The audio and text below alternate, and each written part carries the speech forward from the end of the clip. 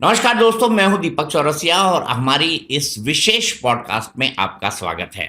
मैं आपको अलग-अलग तरह के लोगों से हमेशा मिलवाते रहा हूं अपने 3 दशक से, बल्कि इनफैक्ट आप कहूँगा साढ़े 3 दशक से ज़्यादा के करियर में।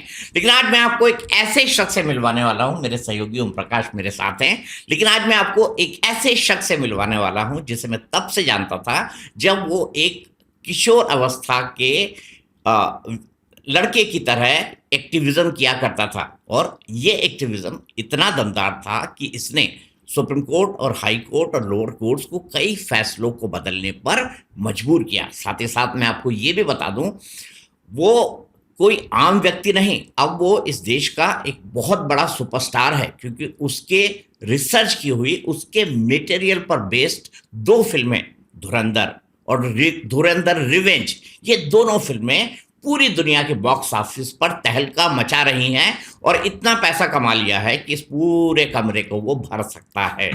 वही आदित्य राज कौल आज मेरे साथ है। आदित्य को मैं बहुत यंग एज से जानता हूं और मैं जानता हूं उन्होंने अपनी ज़िंदगी में कितनी मेहनत की है। मेरी वाइफ ने, जब वो 12th स्टैंडर्ड में थे, उन्होंने मुझे अभी भी याद दिलाया, उनका एक इंटरव्यू किया था। वो था जस्टिस फॉर प्रियदर्शनी मट्टू। एक केस हुआ था जिसमें आ, एक लड़की को बड़ी बेरहमी से मार दिया गया था। और आदित्य के इस पूरे के पूरे एक्टिविज्म के बाद, आदित्य की आवाज उठाने के बाद, जो कल्पित था उसको सीखचों के पीछे भेजा गया। आज आदित्य मेरे साथ है। आदित्य इस देश का जाना माना पत्रकार है, दर्जनों अवार्ड जीत चुका है, एनडीटीवी के अंदर काम करता है। लेकिन इसका लेटेस्ट ब्लॉकबस्टर धुरंधर और धुरंधर रिवेंज, इन दोनों चीज़ों पर हम बात करेंगे। और मुझे ये फिल्म इसलिए मेरे दिल के बेहद करीब लगी क्योंकि जब धुरंधर 1 मैंने देखी तो मुझे ऐसा लगा कि मैं अपने फ्लैशबैक में जी रहा हूँ, क्योंकि आदित्य ने जिस रियल फुटेज को उस पूरी की पूरी फिल्म में दिखाया है, बहुत ही शानदार है, बहुत ही शानदार है। और उस फिल्म के अंदर मुझे कहने की ज़रूरत नहीं, जनता ने ये प्रूफ दे दिया है। जितने भी इवेंट हैं उनको मैंने ग्राउंड ज़ीरो पर कवर किया है, तो मुझे ऐसा लगा जैसे फ्लैशबैक मेरी आंखों से जा रहा है। लेकिन रियल इंसिडेंट को फिक्शन के साथ जोड़कर कहानी में कन्वर्ट करना आसान नहीं होता। तो ओम प्रकाश, क्या कहेंगे धुरंधर के बारे में? धुरंधर एक ऐसी मूवी है दीपक जी, जो सिर्फ ओम प्रकाश नहीं, सिर्फ दीपक चौरसिया नहीं, सिर्फ आदित्य नहीं, हर भारतीय के ना दिल से जुड़ा हुआ है। मैं आज ही सुबह कई पेरेंट्स के साथ बैठ के बात कर रहा था, बच्चों का गेट टुगेदर था उसमें, और हर आदमी की एक अपनी कॉन्सेप्ट थी। कोई अटल जी की सरकार की बात कर रहा है, कोई मोदी सरकार की बात कर रहा है। भारत सरकार इतने अच्छे से रिवेंज करती है, हमारे लोग, हमारे स्पाइस इतने अच्छे से काम करते हैं, हमारी एजेंसियां इतने अच्छे से ऑपरेट करती हैं।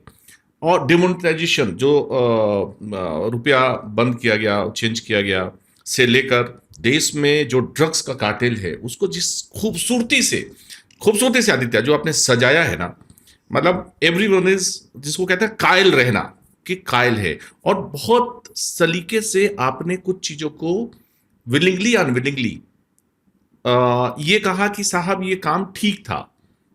एक अच्छा चपेट है वैसे अपोजिशन लीडर्स पे भी, बैलेंस्ड भी है। आदित्य, क्या सबसे अच्छी चीज लगी कि आपको लगा कि साहब इस ऐसे स्पाइस पे, रियल स्पाइस पे, रियल स्टोरीज पे स्टोरी बनाई जाए, फिल्म बनाई जाए? ये कॉन्सेप्ट कहां से आया? थोड़ा इंटरेस्टिंग है, बताइए। देखिए, पहले तो बहुत बहुत धन्यवाद दीपक जी और ओम प्रकाश जी मेरे को यहाँ बुलाने के लिए।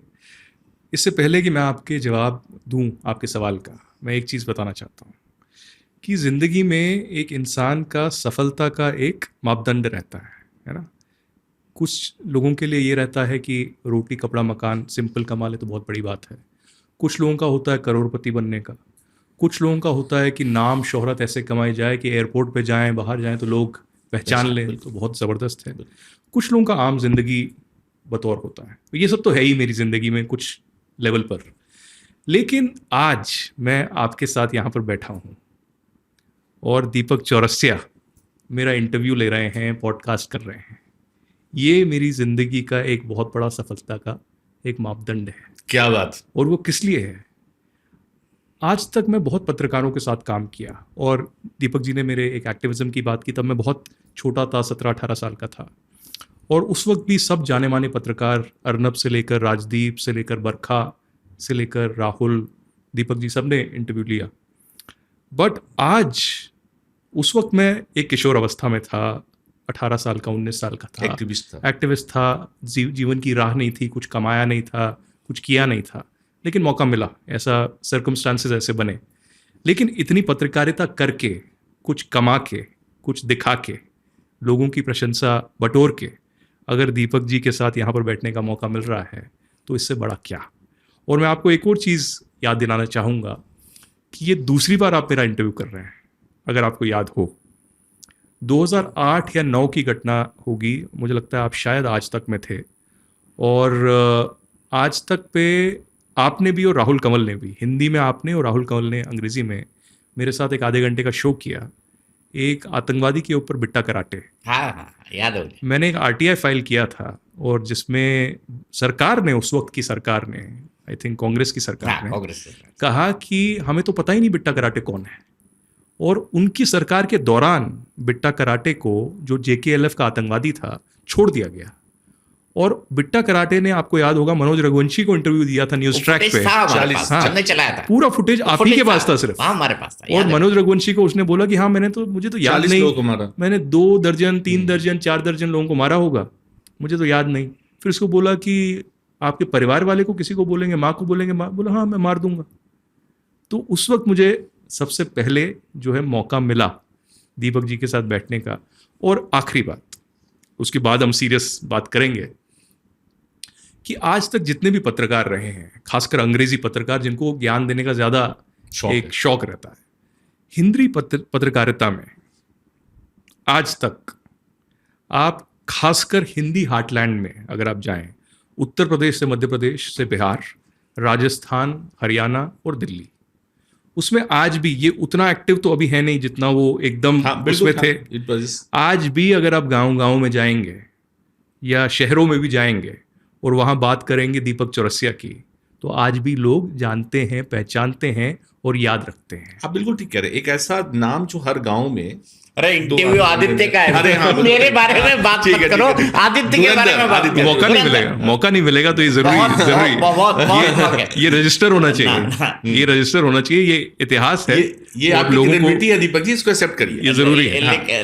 लेकिन मैं इतनी बात कहूंगा आदित्य, जब तेरे को देखता हूँ ना स्क्रीन पे, सीना चौड़ा हो जाता है, बड़ा मजा आता है। इससे ज्यादा क्या चाहिए। आखिरी फोटो कहाँ का? ब्रसल्स का, हम दोनों का साथ। पब्लिक प्रधानमंत्री मोदी पुरंदर के बारे में सुनना चाहती है, वैसे बताऊं। हाँ। देखिए, इन्होंने मुझे याद दिलाया कि हम साथ में तो रहे, लेकिन एक बार, सिर्फ एक बार जिंदगी में इनके साथ रिपोर्टिंग करने का भी मौका मिला। ये ब्रसल्स में प्रधानमंत्री की यात्रा थी और हम लोग साथ में थे।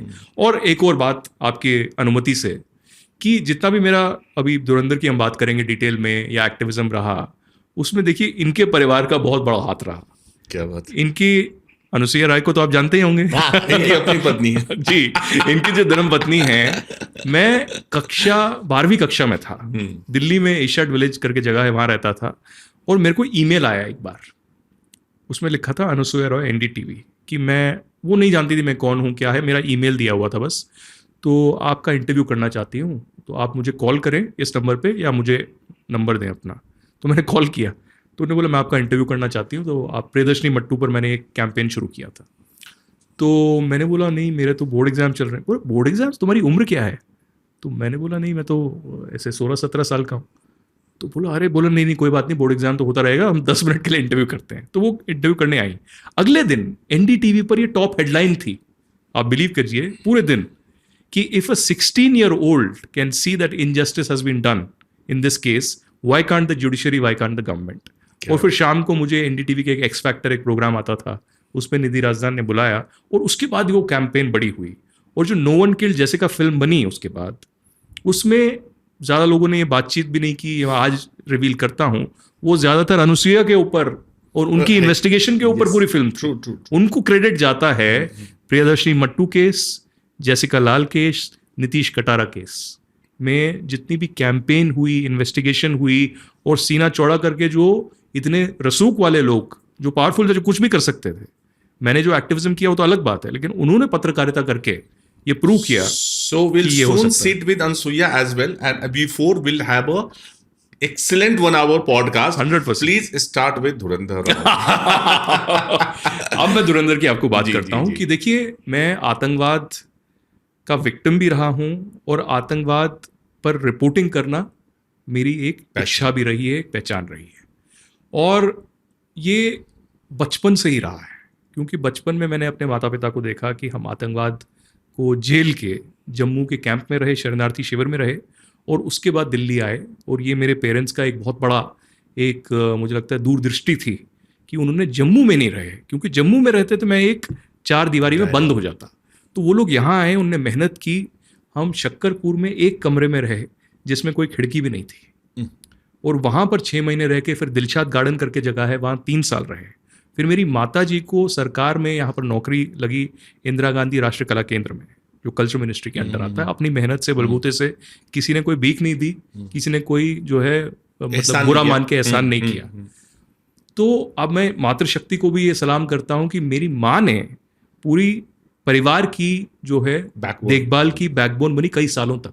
क्योंकि मेरे फादर को जो है आंख का एक हैमरेज हो गया, उनके 6-7 ऑपरेशन हुए, वो नहीं संभाल पाए, और वहां से हमने जिंदगी जो है बसर की। तो मैंने आतंकवाद का एक डायरेक्ट इम्पैक्ट देखा।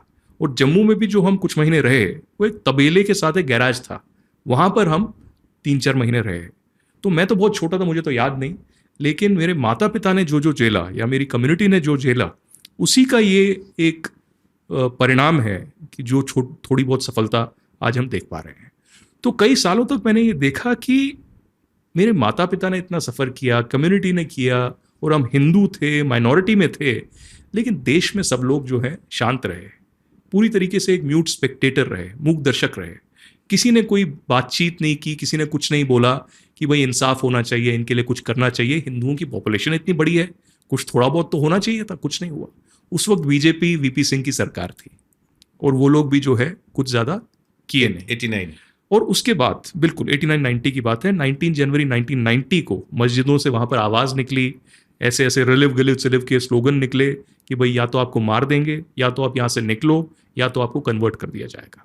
और ये पूरा ये हिस्टोरिकली डॉक्यूमेंटेड है। बहुत सारे मुसलमानों से भी अगर आप कैमरा के बिना पूछें तो वो आपको बताएंगे कि ऐसा हुआ था। तो ये अंदर से एक आग थी कि भाई इतने सालों से हम प्रदर्शन कर रहे हैं, हम सरकारों को कह रहे हैं, चाहे वो बीजेपी की हो, कांग्रेस की हो, वामपंथियों की हो, कि कुछ किया जाए, लेकिन कुछ नहीं, किसी ने कुछ नहीं किया। और मेरा पत्रकारिता में आने का भी एक बहुत बड़ा कारण यही था कि ये कहानी जो कोई बोल नहीं रहा था, कोई सुनने को तैयार नहीं था, कोई इसको आवाज़ उठाने को तैयार नहीं था, कोई तो बताने के लिए आना चाहिए सामने। और सिर्फ मेरी कहानी की बात नहीं है, ऐसी कई कहानियां हैं भारतवर्ष में जिसमें सामने नहीं आती, और उसमें पत्रकारों का भी दोष है, मीडिया का भी दोष है, उसमें सरकारों का भी दोष है, पॉलिटिशियंस का दोष है। लेकिन सबसे बड़ा दोष मैं मानता हूं अपने तौर पे एक इंटेलेक्चुअल्स का है, एक जो हमारे इंटेलिजेंसिया है उसका है, जो हमारे एक ऐसे एक वर्ग है जो अपने आप को एक बहुत बड़ा शिक्षित वर्ग कहता है, और दूसरों को ज्ञान देने में उनका बहुत रुचि रहती है, और मानवाधिकारों के हनन पे वो लोग बात करना चाहते हैं। लेकिन कश्मीरी पंडितों के लिए, क्योंकि वो हिंदू थे, वो बात नहीं किए। अब धुरंधर पे मैं आता हूँ। आदित्य दर भी कश्मीरी पंडित हैं, मैं भी कश्मीरी पंडित हूँ। आदित्य दर के परिवार ने भी वही झेला है जो मेरे परिवार ने झेला है। आदित्य दर के अंदर भी वही आग लगी होगी, सुलगी होगी, जो मेरे अंदर है। और हमारी बातचीत तो बहुत लेट हुई, करीबन मुझे लगता है 2017 के आसपास की वाकया होगा। मैं 17 या 18 में बम्बई में था।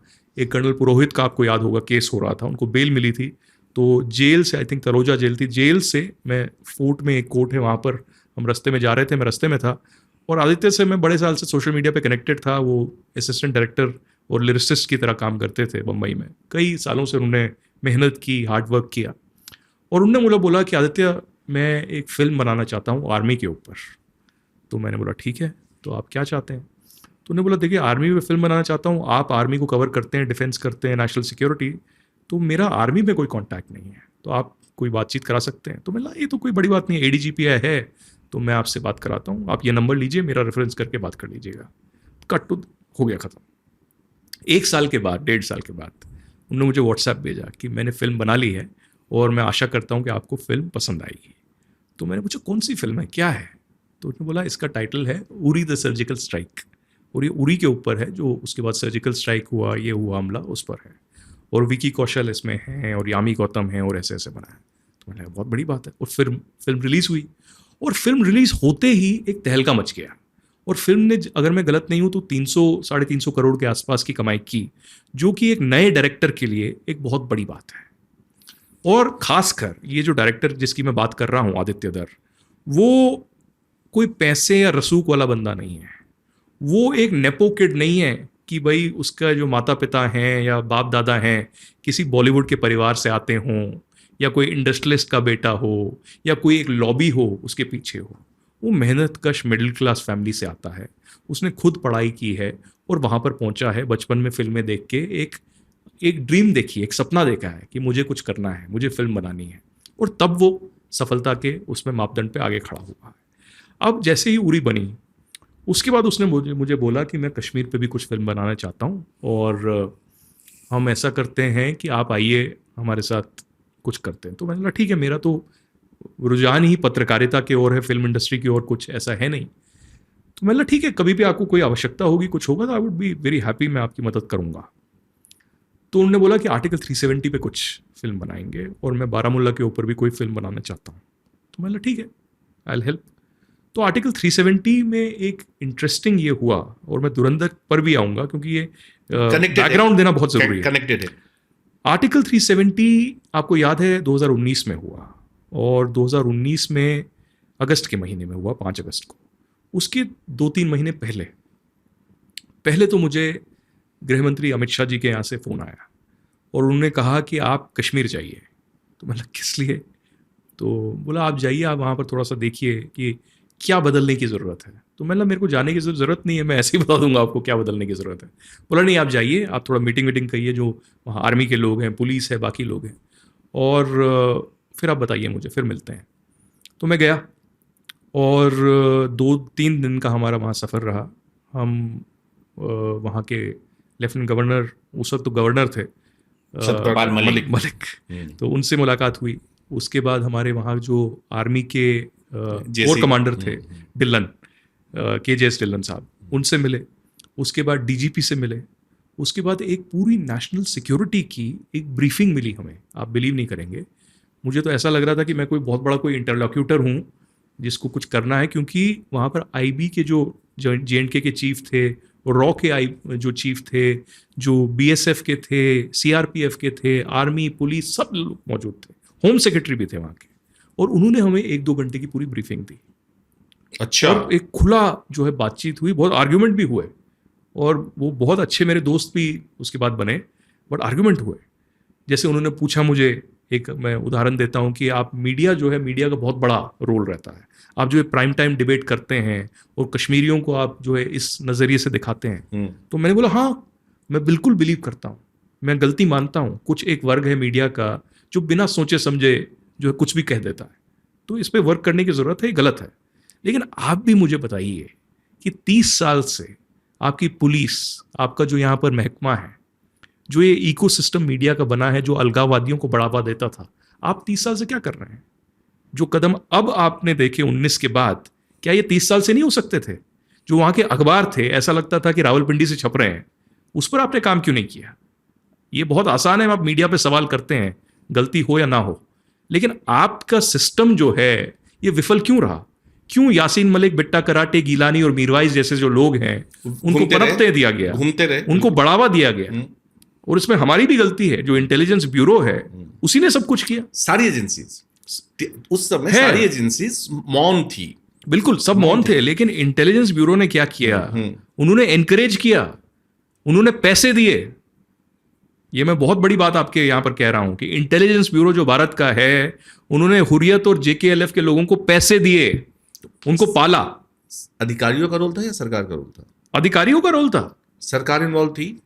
सरकार बिल्कुल, देखिए सरकार तो इन्वॉल्व होगी ही, लेकिन जो मेन डिसीजन मेकर है वो एक अधिकारी है, वो एक IB का चीफ है, जिसने डिसाइड किया कि हमें वार्तालाप करना है हुर्रियत और JKLF के साथ। और कुछ ऐसे लोग, यासीन मलिक, कुछ का मैं नाम नहीं ले सकता क्योंकि डिफेमेशन केस करेंगे, क्योंकि वो मेन स्ट्रीम में आ गए हैं और वो नहीं चाहते कि वो दौर फिर से रिपीट हो, दिखाई दिए।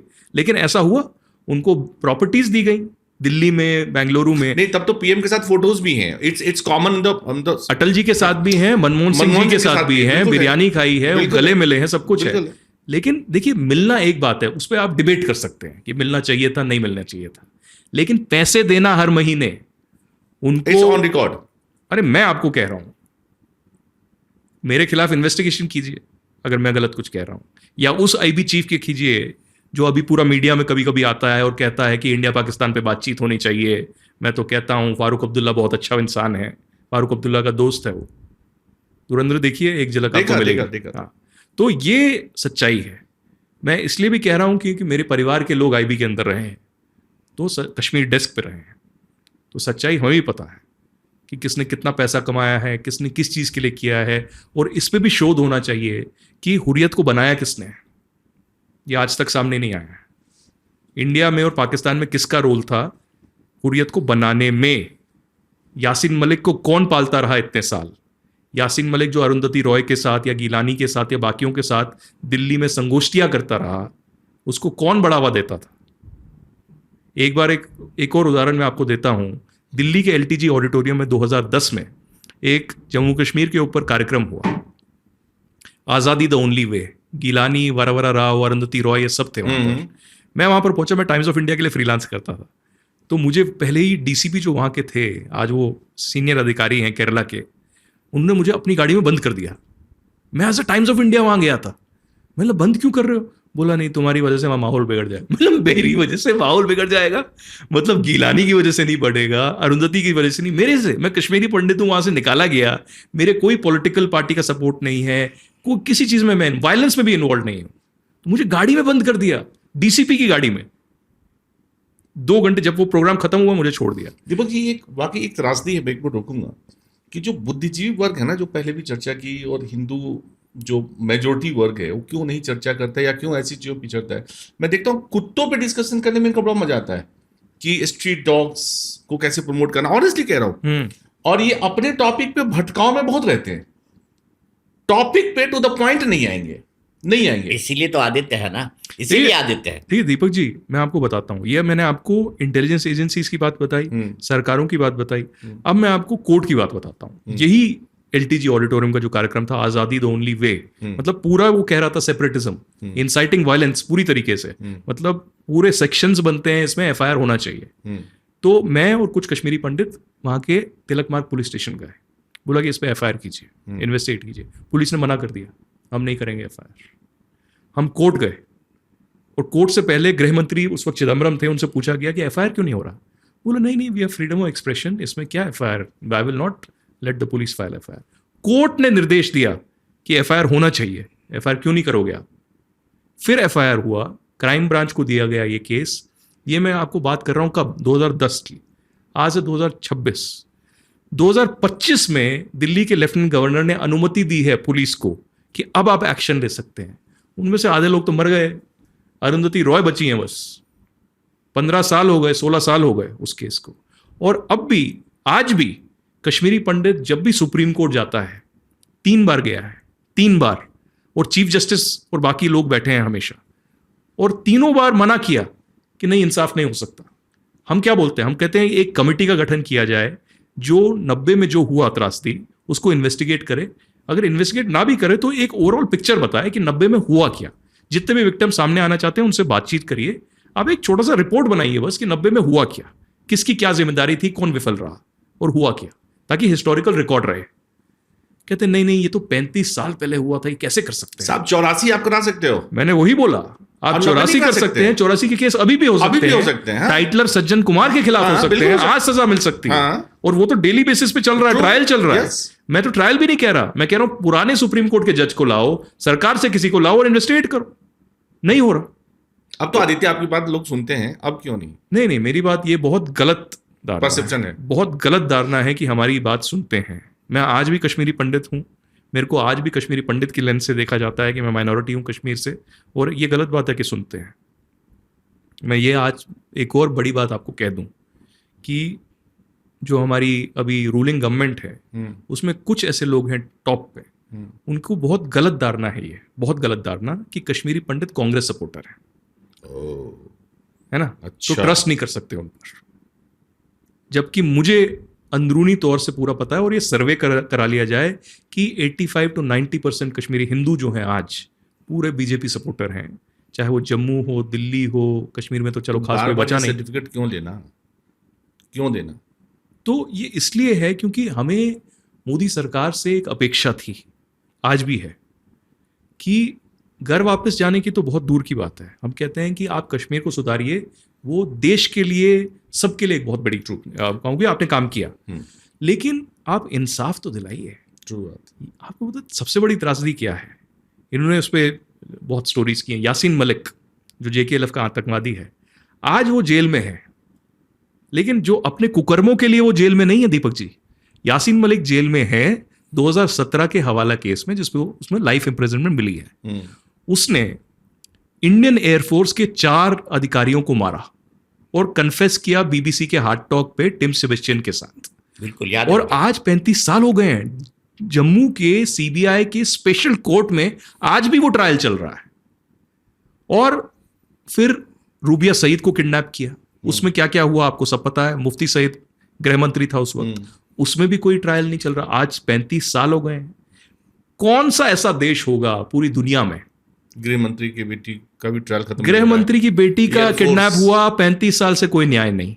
वो छोड़ दीजिए, आपके 4 जाबाज अधिकारियों को मारा है। आप इतना बड़ा जो है आर्मी की, एयरफोर्स की बात करते हैं, क्या आप इतना भी नहीं कर सकते थे? अलग स्टोरी है आदित्य, किसी दिन मैं आपके साथ बताऊंगा कि तिहाड़ जेल में अभी उसको सैलाड्स भी जो है प्लेटर में मिलता है, और उसके लिए बकायदा हर महीने पैसे जाते हैं। वो जिस जेल के बैरक में है, मैं अलग से बताऊंगा पूरी स्टोरी किसी दिन कि तिहाड़ में कैसे उनको मेहमान बना के रखा गया है। अब बहरहाल धुरंधर पे आते हैं। मैं पता है क्यों ये बोल रहा हूं, ये लोगों को पता लगना चाहिए कि धुरंधर क्यों बनी। ट्रू। ये सब फाउंडेशन है। आपको लग रहा होगा कि मैं समा बांध रहा हूं या कुछ कर रहा हूं, लेकिन ये ऐसी चीजें हुई हैं, ऐसी चीजें होते हुए हमने देखा है कि मंकी बैलेंसिंग कैसे होता है। और आज तक के फिल्म मेकर्स पे अगर मैं आऊं, आपने बहुत सारी पिक्चरें देखी, मिशन कश्मीर से लेकर हैदर तक।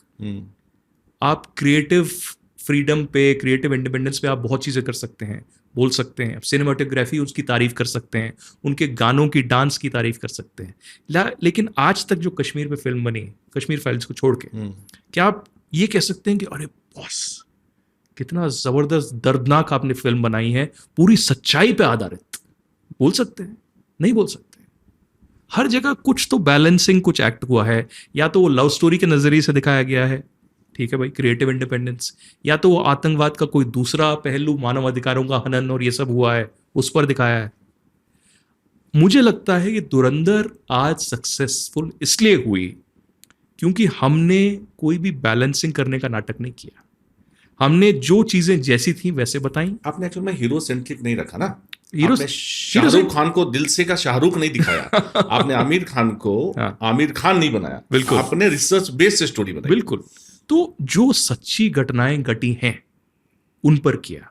और एक और बड़ी बात मैं आपको कहूं कि ये जेन्युइन और ट्रुथफुल क्यों है, ये सिर्फ आदित्य राज कौल और आदित्य दर की वजह से नहीं है,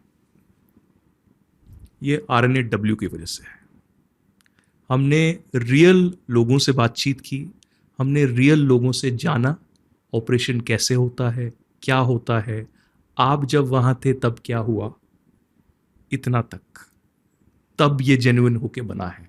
अब इसमें भी ऐसा है कि देखिए, एक फ्रेमवर्क है फिल्म का, कई स्टोरीज हैं, कई कहानियां हैं, उनको जोड़ के फिर हमने एक सिनेमैटिक लेंस पे मैग्नीफाई किया है और वो करके दिखाया है।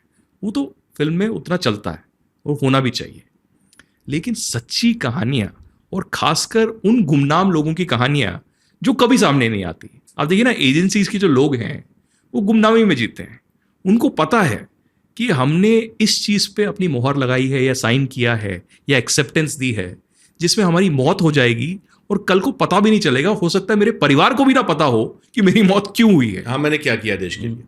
ये बहुत बड़ी बात है, बहुत बड़ी बात है। बट जब आप उनसे मिले तो क्या बोलते हैं ऐसे लोग जिनको पता है कि मर भी जाएंगे तो देश भी नहीं मानेगा हमको कि हम देश के लिए कोई काम कर रहे थे? क्या मेंटल स्टेटस होता है ऐसे लोगों का, सीना जिनको चौड़ा, आपने धुरंधर में दिखाया है? सीना चौड़ा, आंखें नीचे।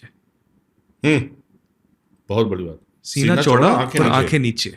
वो एकदम घोड़े की तरह अपने फोकस्ड काम पे एकदम अटल विश्वास के साथ चलते हैं। ये मैंने देखा है।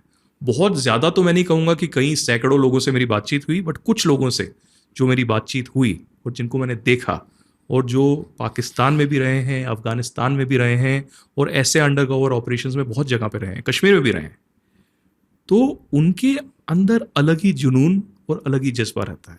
और एक और चीज़ मैं अहम ये कहना चाहता हूँ कि बहुत लोगों में धारणा है कि चाहे वो RNAW हो या IB हो, उसमें सिर्फ IPS या जो सिविल सर्विसेज हैं उनके लोग जो हैं हमारे स्पूक्स होते हैं या स्पाई होते हैं।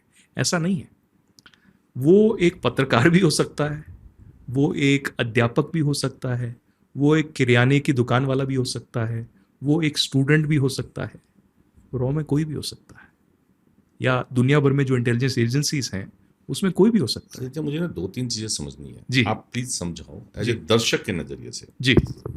धुरंधर स्टोरी क्या वो की रियल स्टोरी है? इज इट ट्रू कि एक स्पाई गया वहां इतना बड़ा कांड किया and he is return to the India? देखिए, एक कहानी नहीं है, ये कई कहानियां हैं। जैसे मैंने आपको बोला, ये कम से कम 10-20 कहानियां हैं जिनको जोड़ा हुआ है साथ में।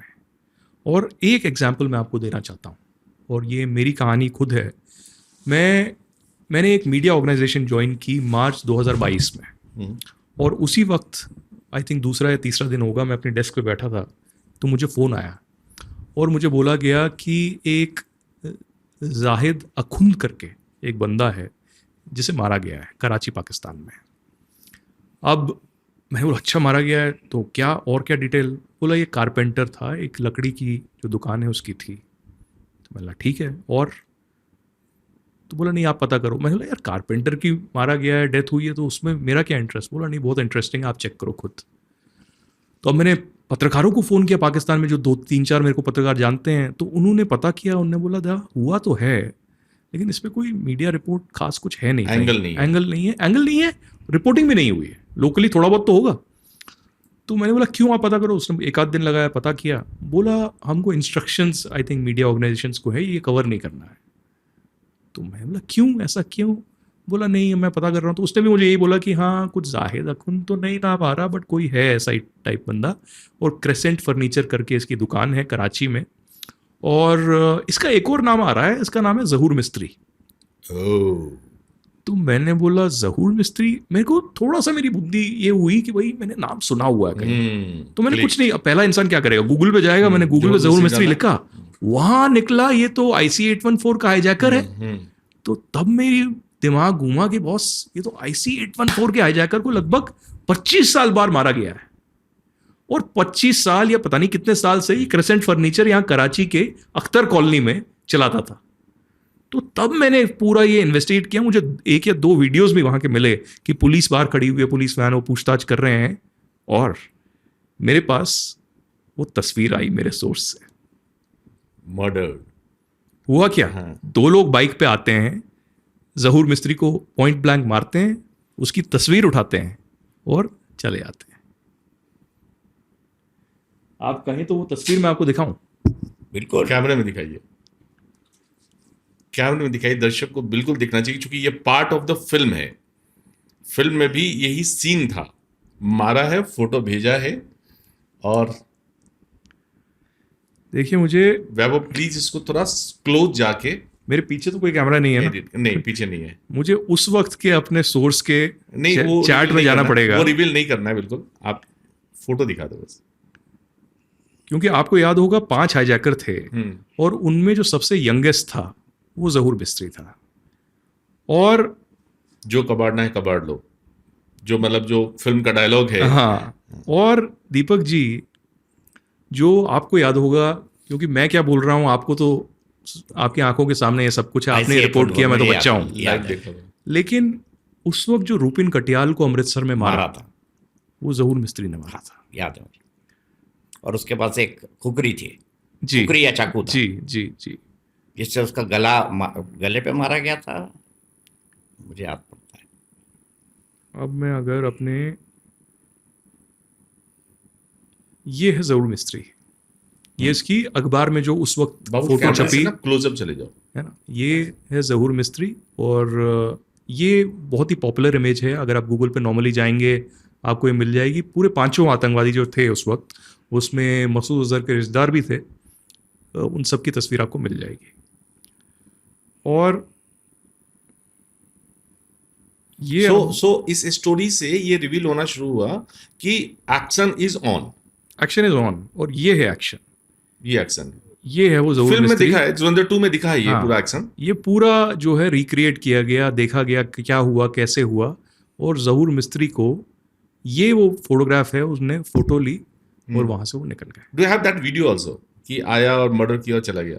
देखिए ओम प्रकाश जी, अब आप ऐसी बात कर रहे हैं, आपको लग रहा है कि मैं ही गया था मारने के लिए और मैं ही बनाने के लिए गया था। वैसे पूछा हूं, जो सोर्स है, जो आपने पूरी क्रिएटिविटी बताई ना, दैट्स व्हाई मतलब रिलेट कर रहा हूं। नहीं, देखिए क्या होता है ना, जितना मेरा अंडरस्टैंडिंग है कि आपने अगर मार दिया और आपको वहाँ से निकलना भी है, बहुत चीज़ें हैं, तो उस वक्त वीडियो बनाना तो बहुत डिफिकल्ट है। लेकिन जो फिल्म में दिखाया गया वो आर्टिस्टिक फ्रीडम है थोड़ा बहुत। एक चीज दीपक जी, आपने चूंकि कवर किया है, आपने पूरी रिसर्च की है, मुझे बताइए IC 814 में क्या तब की सरकार ने कुछ चूक की थी? वॉज इट चूक क्योंकि फिल्म में दिखा है 100%। चूक तो हुई थी 100%, क्योंकि जिस व्यक्ति को, अब वो इस दुनिया में नहीं है, मैं नाम नहीं लूंगा, उनके पास सबसे पहला फोन आया और उस व्यक्ति को कहा गया, आदित्य, जो जहां तक मुझे याद पड़ता है, कि एक प्लेन हाईजैक हुआ है। जी।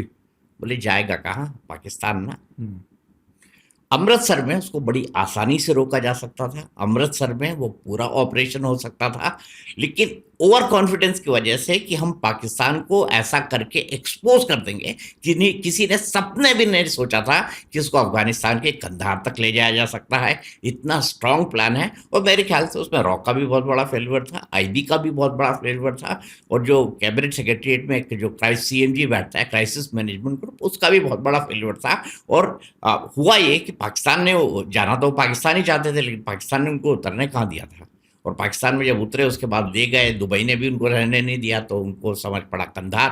लेकिन मुझे लगता है कि उनके प्लान में था कंधार, ये जानबूझ के प्लेन को घुमाया जा रहा था। मेरी जो जानकारी है वो ये कहती है। क्योंकि फिल्म में तब के विदेश मंत्री, तब नाम मैं ले सकता हूँ, जसवंत सिंह को फेल विदेश मंत्री के तौर पे दिखाया गया है, और तब की सरकार, जो अटल जी की सरकार थी, का डिसीजन मतलब लेने की क्षमता को पे बड़ा क्वेश्चन मार्क है।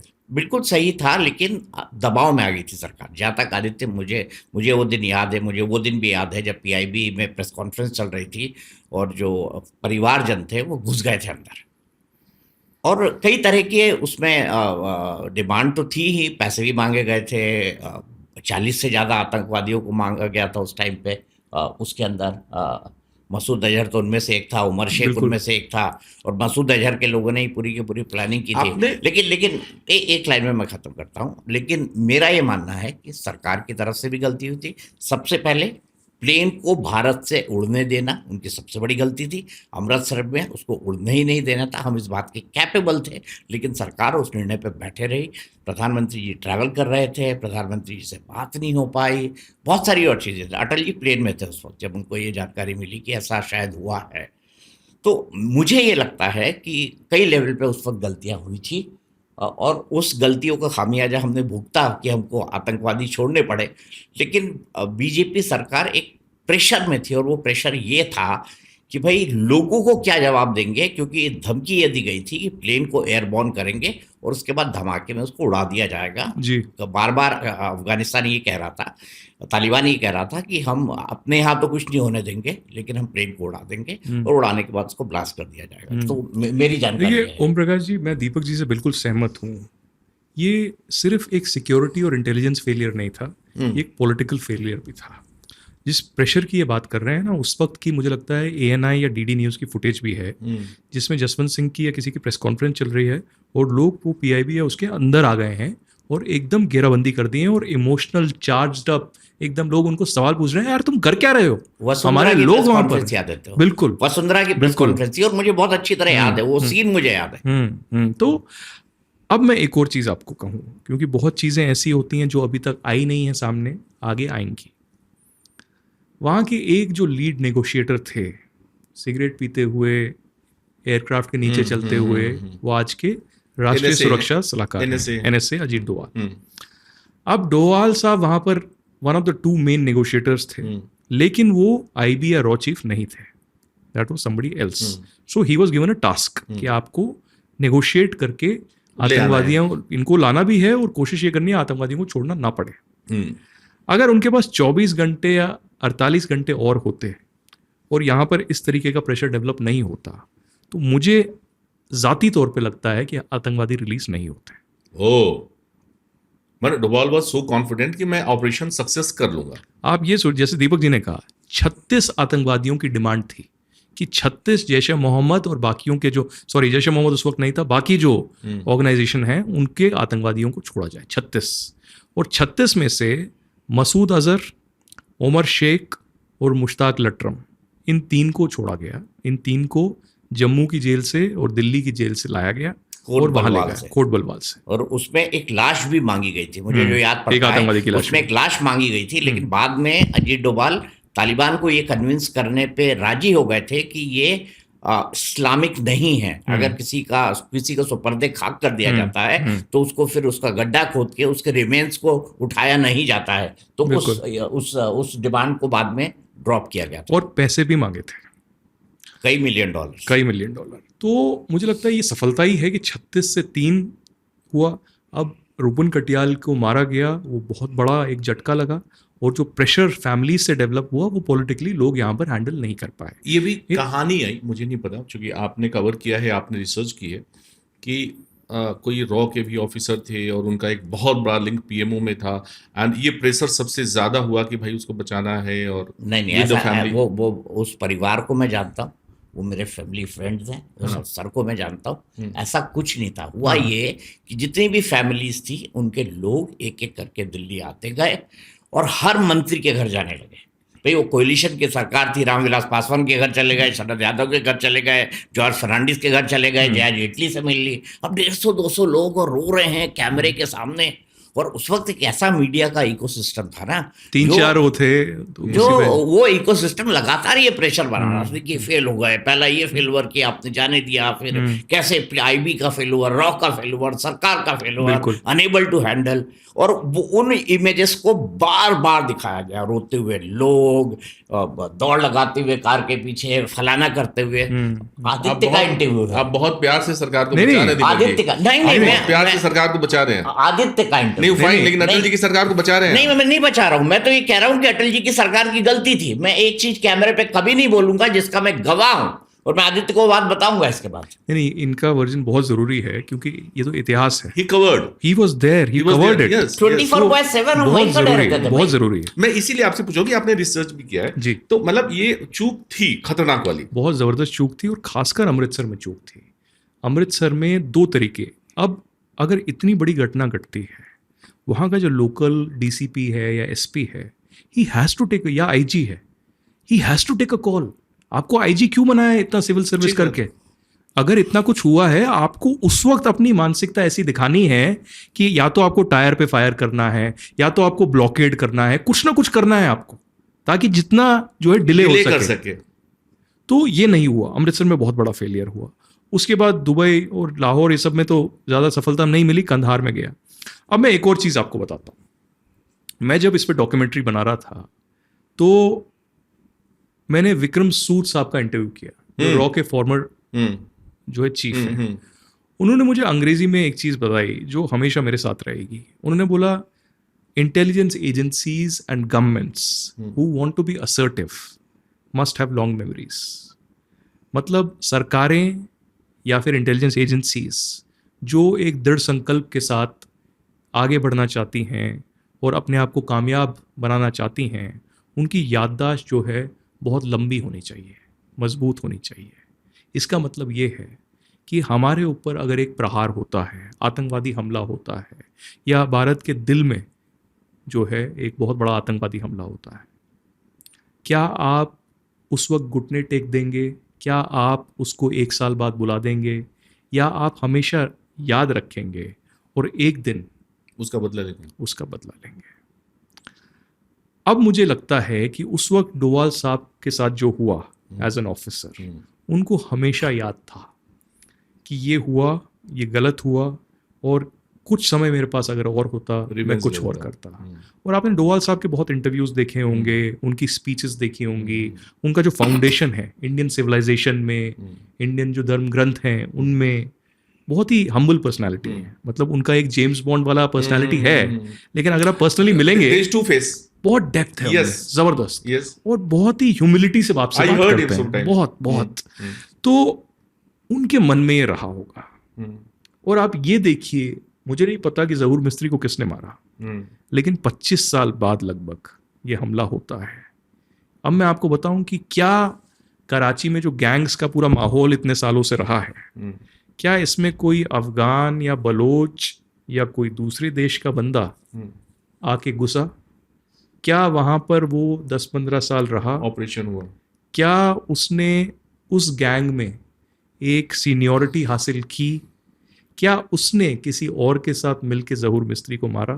मुझे नहीं पता, ऐसा भी हो सकता है। तो मैं एक बात समझना चाहता हूँ, ये लायरी आपके दिमाग में कैसे आया और क्यों आया? देखिए, अगर आप इसके गैंग्स को स्टडी करेंगे, वहाँ पर बलोच गैंग, पठान गैंग, रहमान डकैत गैंग, ये बहुत सालों से एक्टिव रहे हैं।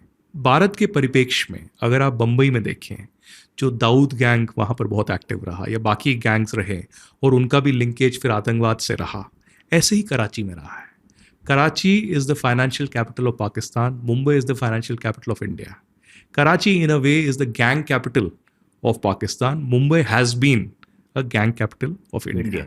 और वैसे ही वहाँ पर गैंग्स का इस्तेमाल ISI ने अपने हिसाब से कुछ चीज़ों के लिए करना शुरू कर दिया, और गैंग्स का इतना ज़्यादा वर्चस्व था और उतनी ज़्यादा ब्रूटैलिटी थी कि इसको डिपिक्ट करना बहुत ज़रूरी था। और मेरी रिसर्च का ये अनुमान है, मानना है, साइंटिफिकली तो मैं प्रूव नहीं कर सकता, कि गैंग्स का आतंकवादियों को समेटने में, मारने में बहुत बड़ा हाथ रहा है हाल ही के सालों में। आप देखिए, करीबन 20 से 25 ऐसे आतंकवादी हैं जिनको अननोन गनमैन ने मारा। अब ये अननोन गनमैन कौन है?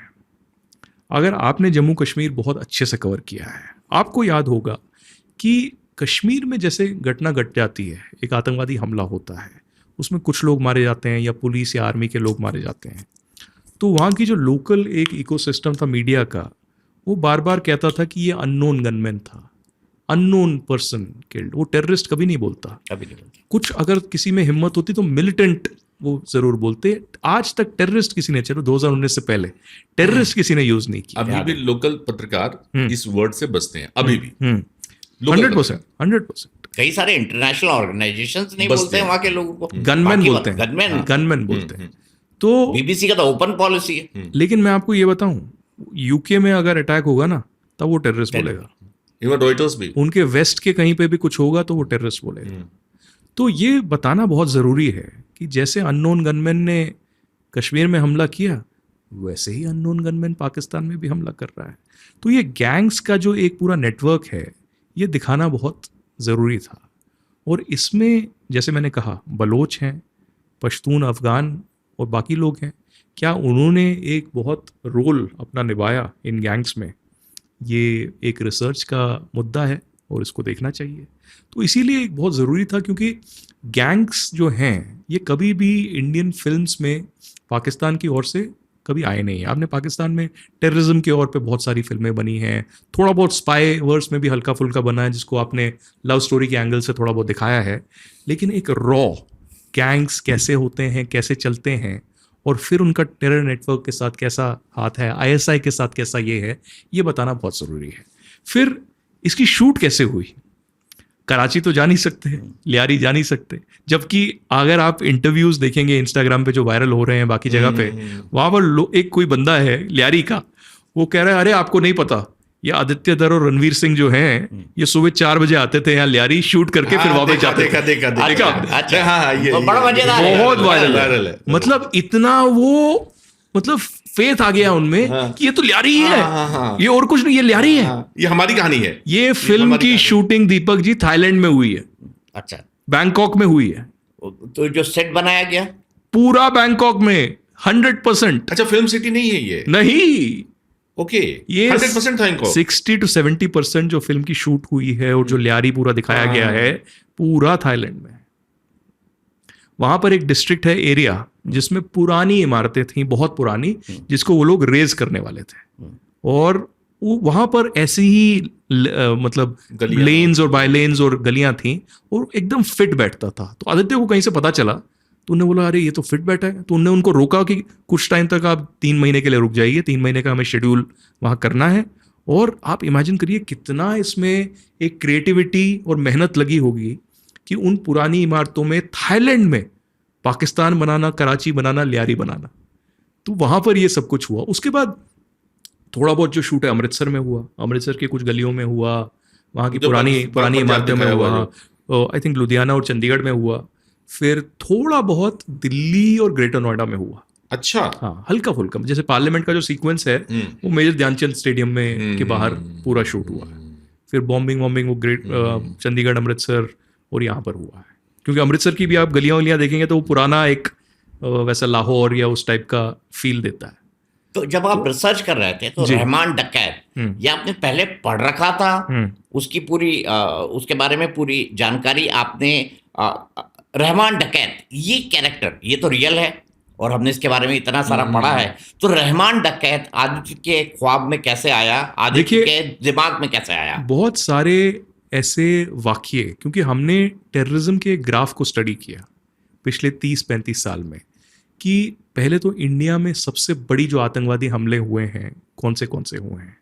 आतंकवादी हमले के अलावा भी जैसे फेक करेंसी है या ड्रग्स हैं या हथियार हैं, उनका जो पूरा नेटवर्क है उसमें मेन जो कड़ियां हैं या लोग हैं वो कैसे आए, उनको जब स्टडी किया गया तो अतीक अहमद यहाँ पर और रहमान डकैत वहाँ पर, इनका नाम बार बार उभर के आया। इनमें कुछ पॉलिटिशियंस के भी नाम आए जिनको मैं नहीं ले सकता क्योंकि डेफेमेशन केस आ जाएगा। मेरा वक्त please. Politicians from ruling party, opposition party, सिर्फ इतना। देखिए, आप बहुत बड़े पत्रकार हैं, ये तो खासकर बहुत बड़े पत्रकार हैं, तो अपना आप अनुमान लगा सकते हैं कि कौन है, और जिसका आप अनुमान लगाएंगे वो बिल्कुल सटीक है, इतना मैं कह सकता हूँ। तो लोगों को पता है कौन है, कैसे है, क्या है। क्योंकि मैं आपको सिंपल सी बात बताऊं, why not Mukhtar Ansari, why Atiq? नहीं, मुख्तार अंसारी का भी रोल रहा है, लेकिन मुख्तार अंसारी का उतना ज्यादा, उतना बड़ा गैंगस्टर मुख्तार के बराबर नॉर्थ इंडिया में कोई नहीं था। 100% जो ब्रूटैलिटी है, 100%। देखिए, इसमें तो अगर आप फिर शोध करेंगे और पूरा रिसर्च करेंगे तो बहुत सारी चीजें नहीं है, हर चीज हम नहीं डाल सकते थे, फिर तो और 4 घंटे की एक और फिल्म बनानी पड़ती, क्या पता आगे बना दे।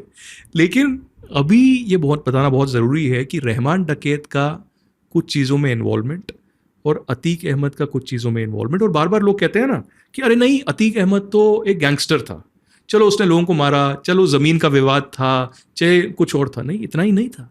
अतीक अहमद ने यूपी पुलिस के सामने कन्फेस किया है कि लश्कर तोयबा और ISI के साथ उसका नेटवर्क था, कि हथियार और ड्रग्स के कारोबार में उसका शामिल था। ये मैं नहीं कह रहा, आप खुद का इंडिपेंडेंट रिसर्च करके ये देख सकते हैं रिकॉर्ड में। तो जो लोग ये सोशल मीडिया पे सवाल उठाते हैं, खासकर एक वर्ग से, तो वह रिसर्च करिए। और मैं तो स्पष्ट रूप से बताता हूँ, क्योंकि आजकल हम ऐसे युग में जी रहे हैं, खासकर पत्रकारिता में भी, जो लोग पूरा कहते हैं ना कि नहीं हम बैलेंस्ड हैं, न्यूट्रल हैं, वो सबसे बड़े झूठे हैं, सबसे बड़े मक्कार हैं। क्योंकि ऐसा कैसे हो सकता है कि आपकी आइडियोलॉजी नहीं है? ऐसा कैसे हो सकता है कि किसी भी इशू पे आपका ओपिनियन नहीं है?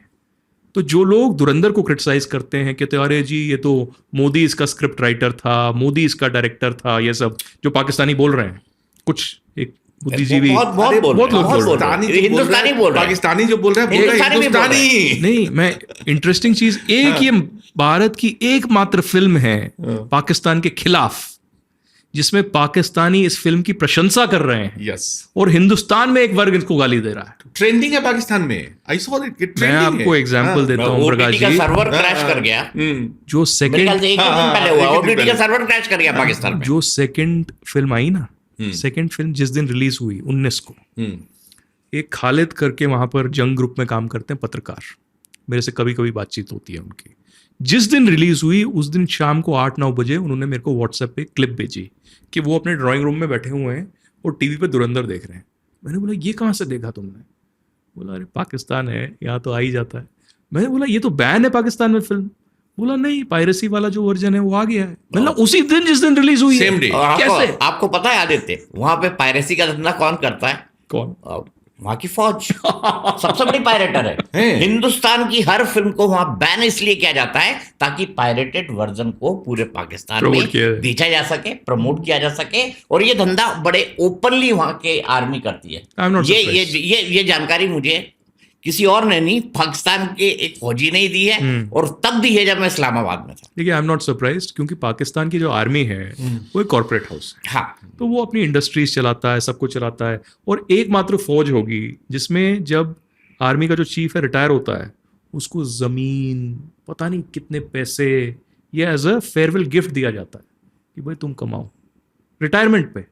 और अब तो आसिम मुनीर का ये हाल है कि वो रिटायर कब होगा वो खुद डिसाइड करेगा। वो अपने आप को फील्ड मार्शल बना दिया। वो रिटायर होगा या वो पीएम को रिटायर करेगा कि तो थोड़े दिनों में पता लग जाएगा। हाँ, वो तो वही चलाते हैं। स्क्रिप्ट राइटर चलाते वही है, तो वही है ना। स्क्रिप्ट राइटर वही है। अभी भी जो ट्रम्प से पूरी मुलाकात हो रही Everything is है there। वो आसिम मुनीर कर Yes, रहा है। yes। ईरान वाला शहबाज भी वही शरीफ है। तो उसके पीछे ऐसे चल रहा है। ईरान आसिम वाला- मुनीर is- ईरान वाला और भी कैंपेन उसी का पाकिस्तान है। के बारे में एक सेइंग है कि वहां 3 लोगों की चलती है, अल्लाह, आर्मी और अमेरिका। Yes। ये मुझे एक पाकिस्तानी ने बताया था। और Yes। ये भी बताया था कि देखिए, अगर पाकिस्तान को समझना हो आप तो एक बात समझ लीजिए। तो मैंने उससे पूछा क्या? बोले देखिए, दुनिया में देश के पास एक फौज होती है, हमारे पास फौज के पास एक देश है। देश ये बड़ी बात। पाकिस्तानी बिल्कुल। बड़े फक्र से बताते हैं। सटीक सटीक सटीक सटीक, बिल्कुल So, सही। धुरंधर 3 is on the way।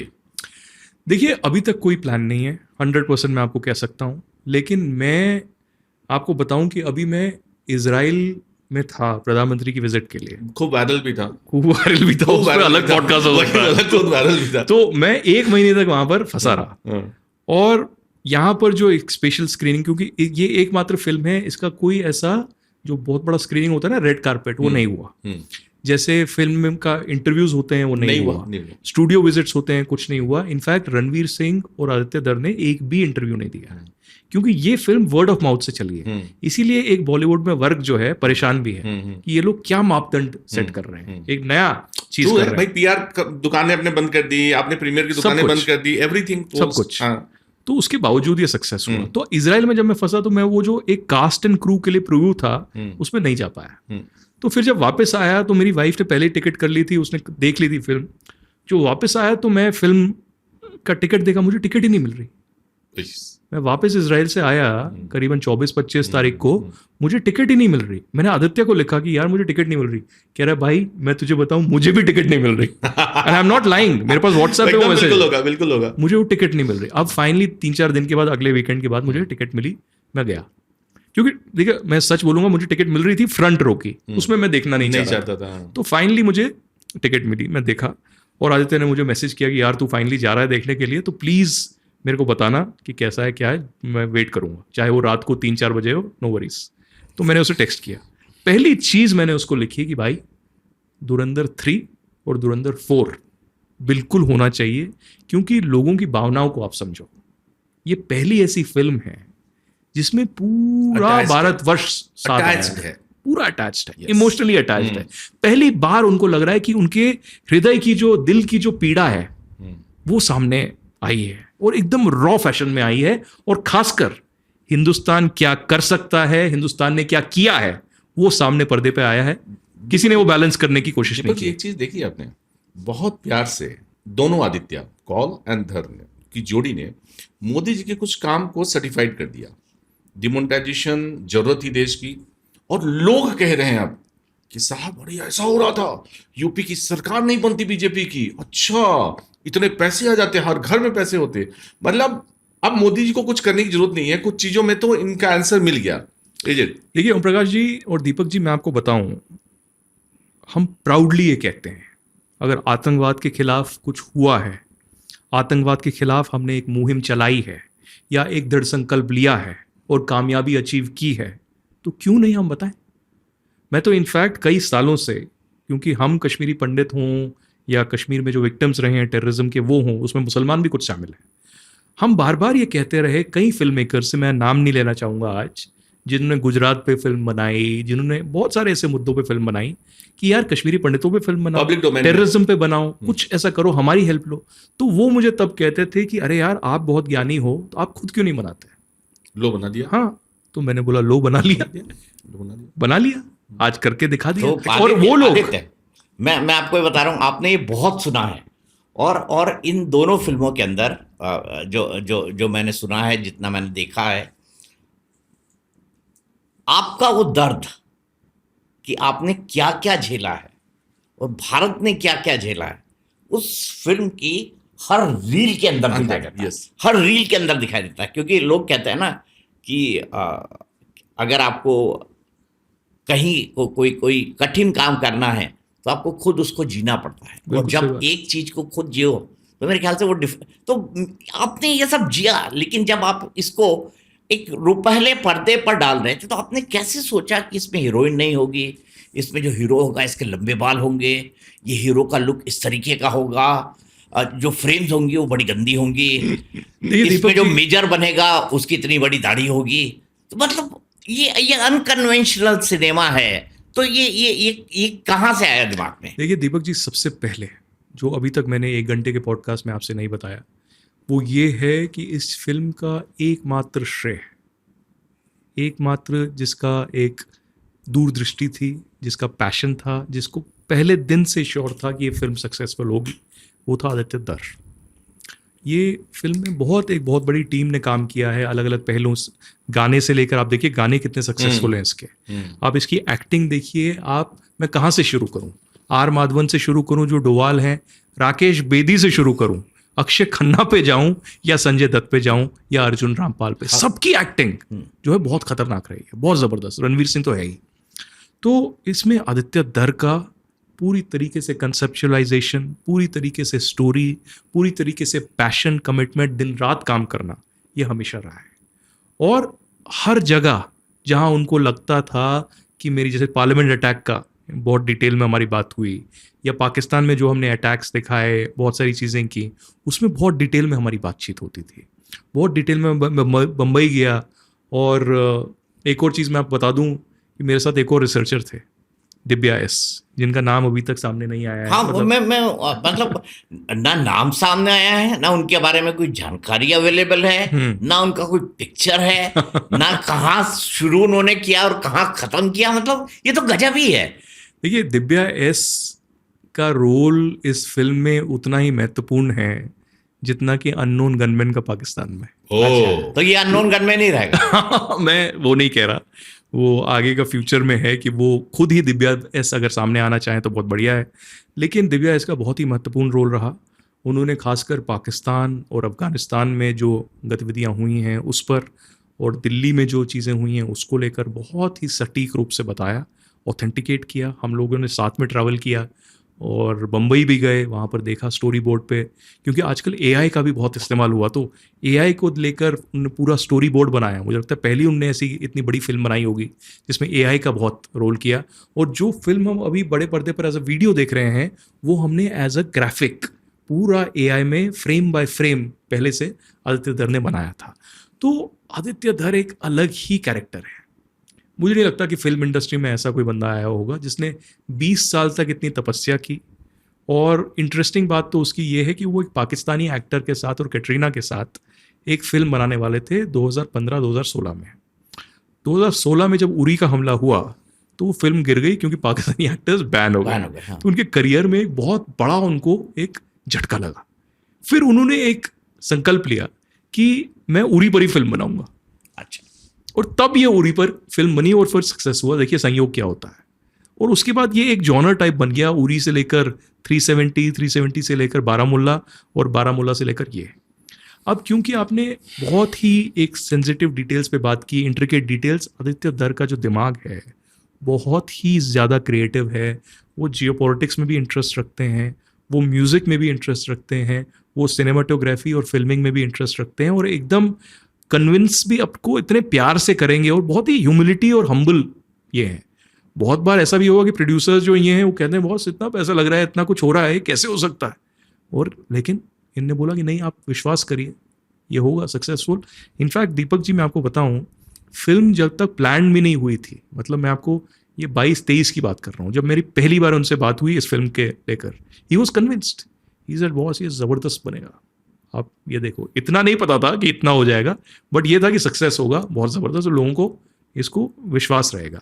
अब क्योंकि आपने हमारी पेन और आदित्य दर की पेन की बात की, आपको मैं कहूँगा कि दूसरी जो फिल्म है, सेकेंड पार्ट जो है, उसके आखिरी के 5 मिनट आप देखो। मैंने सुना रुला देता है वो। आदित्य दर इसको किसी भी एंडिंग दे सकता था, ऐसी एंडिंग दे सकता था कि रणवीर सिंह एकदम छाती फाड़ के हाफिज सईद को मार रहा है और वो दिखा के लोग पागल हो जाते हैं। वो ऐसे दिखा सकता था कि रणवीर सिंह को मार दिया, वो शहीद हो गया देश के नाम, इतना बड़ा, तो लोग और गर्व से एकदम ये हो जाते हैं। उसने ऐसे मोड पे ओपन एंडेड ये एंड किया है कि मैं रो के बिलख रहा था फिल्म में, और मुझे भी नहीं पता था कि वो ऐसी एंडिंग। और आदित्य दर ने जब मुझे पूछा कि आपको फिल्म कैसी लगेगी, he was actually referring to those last 5 minutes, कि रणवीर सिंह वहाँ पर परिवार के सामने आता है और वो इतने सालों के बाद अपने परिवार को देखता है कि एक अलग ही नॉर्मल जिंदगी उनकी हो गई है। तो वो एक ऐसे कस्प पे है, बीच में एक ऐतिहासिक मोड़ पे है कि वो किसी भी डायरेक्शन में जा सकता है। या तो वो परिवार से फिर मिले और उनको एक अंदर से उनका ये सेटिस्फैक्शन है या हो गया है कि हमारा बेटा तो चला गया, खत्म हो गया। क्या वो परिवार से मिले, या क्या वो वापस ऑपरेशन में जाए, या क्या वो नई जिंदगी अपनी बसर करे। तो उस मोड़ पे आप रणवीर सिंह का चेहरा देखिएगा बस। रणवीर सिंह का चेहरे का जो इमोशन है ना, उसमें उभर के आता है, वही उसमें हर तरीके का इमोशन, हर तरीके का। और वो गाना भी जबरदस्त है। गाना आपको रुला देगा, आपके रोंगटे खड़े कर देगा। और वो इमोशंस जो आता है, मुझे लगता है एक आम हिंदुस्तानी, आम नागरिक ने इसलिए किया क्योंकि वो सबकी कहानी है। सब ने सैक्रिफाइस देखा, सब ने बलिदान देखा कि कितना बड़ा वो दे रहा है। और देश के नाम तो चलो उसने बहुत बड़ा काम किया ही, लेकिन परिवार के पास जब वो आया, एक दूसरा बलिदान वो दे रहा है कि चलो परिवार को यार जैसे वो जी रहे हैं उनको रहने दो, अब मैं आऊंगा तो क्या उनकी खुश है, सुखी है। हाँ, वो सुखी हैं। अच्छा, एक बात और जानना चाहूंगा, जैसे धुरंधर आई सबसे पहले जी, उसके तुरंत बाद धुरंधर रिवेंज आ गई, कोई बहुत ज्यादा अंतर नहीं था। हाँ, तो क्या पहला और दूसरा, मतलब धुरंधर और धुरंधर रिवेंज दोनों पे साथ काम शुरू हुआ और जानबूझ के इसको 2 पार्ट में रिलीज किया गया? एंड अगर ऐसा ही था तो why not a web series? पहले तो मैं आपको कहूँ कि बड़े पर्दे पर क्यों? जब फिल्म की प्लानिंग हुई, आई थिंक आदित्य दर भी सोच रहे होंगे कि ये फिल्म होनी चाहिए या सीरीज होनी चाहिए, ये क्या नेटफ्लिक्स पे हम लेके आए एज अ सीरीज, वो बेटर रहेगा या फिल्म। क्योंकि आपको पता है कि पोस्ट पैंडेमिक फिल्मों को लेकर भी लोगों का रुझान जो है थिएटर में जाने का बिल्कुल खत्म हो गया। वो धुरंधर में ही आपको देखने को मिला है कि एकदम पागलपन लोगों में आ गया और लोग बोले कि देखेंगे। तो ये फिल्म जो है धुरंधर, ये एक फिल्म थी, this was only a single film, मतलब 3 या 4 घंटे की ये फिल्म होने वाली थी।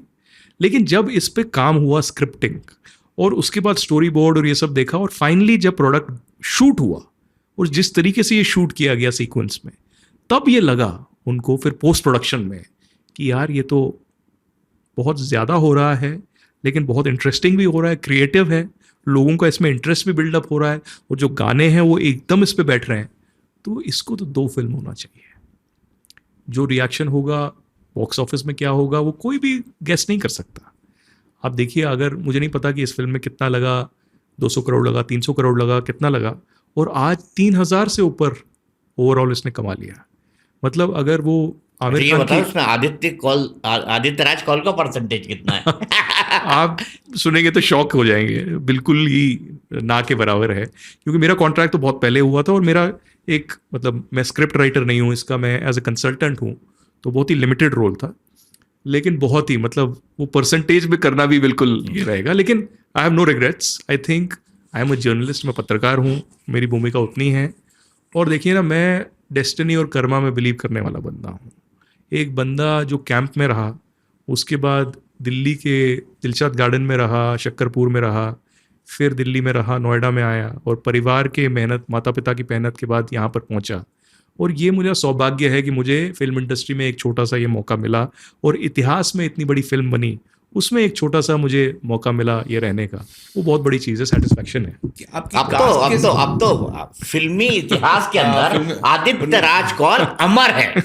आज के बाद आप चाहे एक फिल्म की रिसर्च करें ना करें, ठीक बात है। लेकिन इस फिल्म को जिस ढंग से आपने कॉन्सेप्चुअलाइज किया है, मैं आपको ये बता दूं, भारतीय सिनेमा के इतिहास में जितने भी रिसर्च हुए हैं, मैं काफी देखता हूं, मतलब इस जी। तरह के जो डॉक्यू ड्रामा बनते हैं ना, जो खास तौर पे IC 814 पे इतनी सारी फिल्में बनी हैं, उसमें कई बना है कि एक मंत्री बोलती है कि मुझे भी भेज, मतलब जो फिक्शनलाइज फिल्म्स बनी हैं रियल इवेंट्स को बेस करते हुए, मैं सब कुछ देखता हूं, लेकिन इतनी बेहतर स्क्रिप्ट और इतना बेहतर रिसर्च जिसमें रियल भी है, जिसमें ऐसे कैरेक्टर्स हैं और जो आपको सोचने पर मजबूर करते हैं कि यार देश में ऐसा भी हुआ था, देश में ऐसा भी हुआ था। तो आदित्य, कुडोस की इतना शानदार रिसर्च, ठीक है, थैंक यू इतनी सो मच। कम उम्र में और इतनी अंडरस्टैंडिंग के साथ। दुनिया इस फिल्म को लिखने के लिए टेररिज्म समझना जरूरी है, कश्मीर समझना जरूरी है, जियोपॉलिटिक्स समझना जरूरी है, वर्ल्ड पॉलिटिक्स समझना जरूरी है, और खास तौर पे भारत पाकिस्तान के बीच जो कॉम्प्लेक्स रिलेशनशिप है उसको समझना बहुत और जरूरी है, पेन को समझना और उस पेन को समझना जरूरी है जो देश ने महसूस किया, और जो अजीत डोभाल जैसे सर जैसे ऑफिसर्स जो महसूस करते हैं। आपकी कभी कास्ट से बिफोर स्टार्ट द फिल्म कभी इंटरेक्शन हुआ कि, या आपको पता है कि इस रोल में ये जमेगा, ये कैसे सिलेक्ट हुआ? आदित्य से बात हुई, आदित्य से बहुत सारे कैरेक्टर्स के बारे में बात हुई, या सिचुएशंस के बारे में बात हुई, जो आपका ब्लैक मनी है या पूरा फेक करेंसी आता है उस पर बात हुई, जो पूरा वो नेटवर्क है जिस पे मैंने बात की।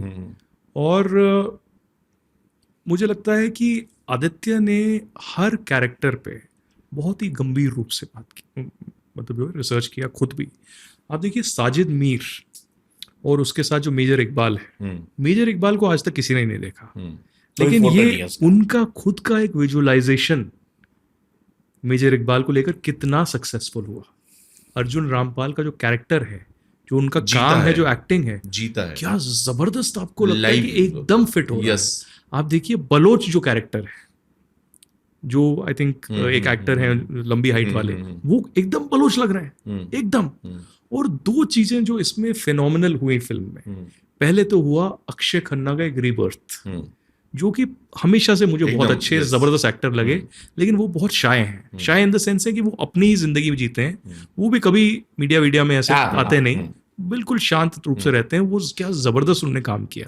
और बहुत एक्टर्स जो हैं वो खुद इम्प्रोवाइज कर रहे थे, जैसे कि अक्षय हैं, उनका जो वो गाने के ऊपर ऐसे ऐसे करते हुए उन्होंने खुद इम्प्रोवाइज किया और बोला कि मैं ऐसे करता हूँ, उनके फादर भी ऐसे करते थे, तो वो एकदम हिट हो गया, लोग वैसे करते हैं उस गाने पे। लेकिन इस फिल्म के दीपक जी मेरे जो सबसे फेवरेट कैरेक्टर हैं वो है राकेश बेदी, क्योंकि राकेश बेदी का जो कैरेक्टर है सबसे पहले वो सच्चाई पे आधारित है। अच्छा, होल पूरी तरीके से सच्चाई पे आधारित। मैंने उसकी एक रील देखी, वो आदमी बोलता है कि मैं नबील, क्या नबील नाम है ना, मैं नबील हूँ, वो क्या क्या हकीकत क्या है उसकी? देखिए सच्चाई में तो ऐसा है कि फ्रीडम ऑफ एक्सप्रेशन है, लोगों को अगर लगता है कि उन पर बनी है तो जीने दो। क्योंकि नबील का ही आप उस वक्त का इंटरव्यू देखिए जब पहली फिल्म आई, तो उसने बोला अरे मेरे ऊपर है, क्यों कर रहे हैं, पैसा कमा रहे हैं तो मुझे पैसा देना चाहिए, ये वो बहुत कुछ बोला। उसके बाद जब दूसरी आई, रॉयल्टी चाहिए, बोला मैं नहीं हूं भाई, ये मेरे खिलाफ जो साजिश है, मेरे को इंडिया का एजेंट बता रहे हैं और ये सब है। मैं आपको इतना कहूंगा, सिर्फ एक MQM के नेता है अल्ताफ हुसैन, जानता हूँ मैं तो। उनको आप देखिए, उनके आप वीडियोस देखिए, बहुत ही जबरदस्त वीडियोस है उनके, खतरनाक, मतलब आप हंस के लोटपोट हो जाएंगे। खासकर अर्नब के साथ एक इंटरव्यू है जिसमें वो आई थिंक सारे जहां से अच्छा गा रहा है, तो बड़ा ही जबरदस्त ये कैरेक्टर है, तो आप वो देखिए। तो आपको ये कैरेक्टर वहां से मिला, MQM से? आप देखिए, मतलब बहुत इसमें रिसर्च है, इसमें एक दो कैरेक्टर्स हैं, लेकिन MQM का बहुत ही खास इसमें रोल है। कराची क्यों, मतलब लायरी तो समझ आया, कराची इसलिए क्योंकि लायरी था, और क्या क्या MQM के साथ जो हुआ, सिंधियों के साथ जो हुआ, जिस तरह से बेनज़ीर भुट्टो और जैसे जुल्फ़िकार अली भुट्टो के साथ हुआ, क्या क्या वो सिचुएशन भी आपको, क्योंकि मैंने कहीं पढ़ा कि रहमान डकैत बेनज़ीर भुट्टो की गाड़ी चला रहा था। देखिए सबसे पहले तो मैं आपको ये कहूँ कि अगर सिर्फ मेरे इसमें होता कंट्रोल में, तो मैं बलोच अलग से बनाता, पश्तून अलग से बनाता, इस पे तो बहुत कुछ बन सकता है। मतलब इतना आपके पास मसाला है और रिसर्च है। लेकिन सबसे पहले तो हमारे पास ये चुनौती थी कि हमारी जो फिल्म है वो शुरू और अंत ज़हूर मिस्त्री से हो रही है। ज़हूर मिस्त्री का भी जो शुरू और अंत है वो कराची से है, तो इसलिए कराची इज़ इन फोकस। फिर हमने रिसर्च किया कि ज़हूर मिस्त्री को मारा कैसे गया, जितनी डिटेल्स हमको मिल सकती थी उसमें कराची का योगदान, गैंग्स का योगदान बहुत बड़ा था। तो इसलिए हमको गैंग्स में ये लाना पड़ा। और जो गैंगस्टर्स हैं, ऐसा मान्यता थी कि जिसकी हुकूमत गैंगलैंड में कराची में है वो बेताज बादशाह है पाकिस्तान का। और जो पाकिस्तान में, आपको तो पता ही है, प्रधानमंत्री जो भी बने आर्मी की कठपुतली है। हाँ बिल्कुल। लेकिन गैंग्स में जो कराची में हुकूमत करता था वो प्रधानमंत्री के पीछे होता था, उसकी चलती थी। अच्छा। अब वो रहमान डकैत हो या दूसरा गैंग हो, तो वहाँ पर उनकी चलती थी, उनका दबदबा था। और उनका भी वो बिट्टा कराटे वाला सीन था कि कल को बोल दो कि अपनी माँ को मारना है, वो 100% मार दे। तो उसमें हुआ भी है। आई थिंक रहमान डकैत ने अपने फादर को मारा है। जिस तरीके से मारा और जो बहुत ही ब्रूटली फिल्म में दिखाया गया है वो झूठ नहीं है। और उसके बाद जो दूसरा एक कैरेक्टर है जिसने एक मार के फुटबॉल खेला, हाँ, वो हाँ। भी सच्चाई पे आधारित है, वो झूठ नहीं है। ओ, हाँ, आप रिसर्च करिए। लैरी का। हाँ, आप रिसर्च करिए, आपको पूरा सामने आए। अच्छा, एक रिसर्च में आपने इतना किया है, तो जो ये बड़े सरकार दाऊद दिखाया गया है, मतलब लगा पाकिस्तान में प्राइम मिनिस्टर, आर्मी तो सब ठीक है, लेकिन दाऊद इंडिया से जाकर और उस भूमिका में है, फिक्शन था या कुछ सच्चाई भी है? नहीं, दाऊद 100% जितना मेरी अंडरस्टैंडिंग है। अब मैं अपने आप को एज ए इंटेलिजेंस एजेंसी या सिक्योरिटी एजेंसी नहीं कह सकता, लेकिन जितनी मेरी अंडरस्टैंडिंग है, I think is more so bed ridden. 2023 के दिसंबर में कोई घटना घटती है जिसके बाद कुछ लोग कहते हैं कि उसके टांग में गैंग्रीन हो गया या कुछ हुआ, तो वो बेड रिडन हो गया। और अभी भी और वही दिखाया है आपने फिल्म वही में। दिखाया है। और इन्वेस्टिगेशन जो ओवरऑल हुई है उसमें कहा गया है कि दुबई के वाइट हाउस में, वो जब इंडिया से गया, वहाँ पर एक वाइट हाउस करके था दुबई में, वहाँ रहता था। उसके बाद वो पाकिस्तान दुबई करता रहा। और पाकिस्तान में एक जगह में 3 अलग अलग, नूराबाद करके, DHA करके डिफेंस हाउसिंग, और वाइट हाउस करके एक जगह है, वहाँ पर वो रहा।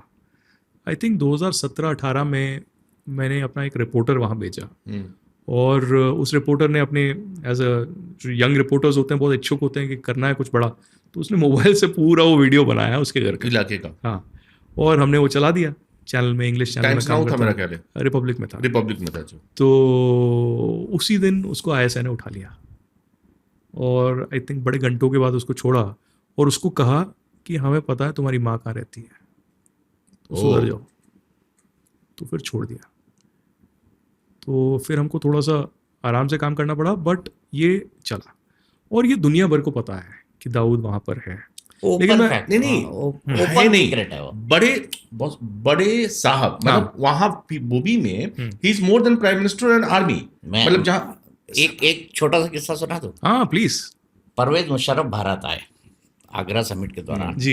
एक डॉसियर लालकृष्ण आडवाणी उनके पास, वो राष्ट्रपति भवन में शुरू में गए, तो वहाँ उनकी और लालकृष्ण आडवाणी होम मिनिस्टर थे, उनकी मुलाकात हुई। एक डॉसियर सौंपा गया दाऊद के बारे में, और तो परवेज मुशर्रफ ने उन्हें कहा कि दाऊद तो पाकिस्तान में है नहीं। मतलब जैसे ही दाऊद की बात हुई, आडवाणी जी को ही वॉज वेरी श्योर कि वो दाऊद की बात उठाएंगे। हुआ ये, वो इतना पावरफुल था कि जब परवेज मुशर्रफ जा रहे थे इंडिया, तो उनको पता था कि ये मुद्दा उठेगा। ISI और सरकार अपने खर्चे पे उनको यूरोप के किसी देश ले गई। जब तक परवेज मुशर्रफ भारत में थे, उनका आइटनरी आया गया, बंद नहीं हुआ, आगरा समिट खत्म नहीं हुई, तब तक वो यूरोप में रहा। और जब परवेज मुशर्रफ वापस आए तो उनको वापस पाकिस्तान में कराची पहुंचा दिया गया।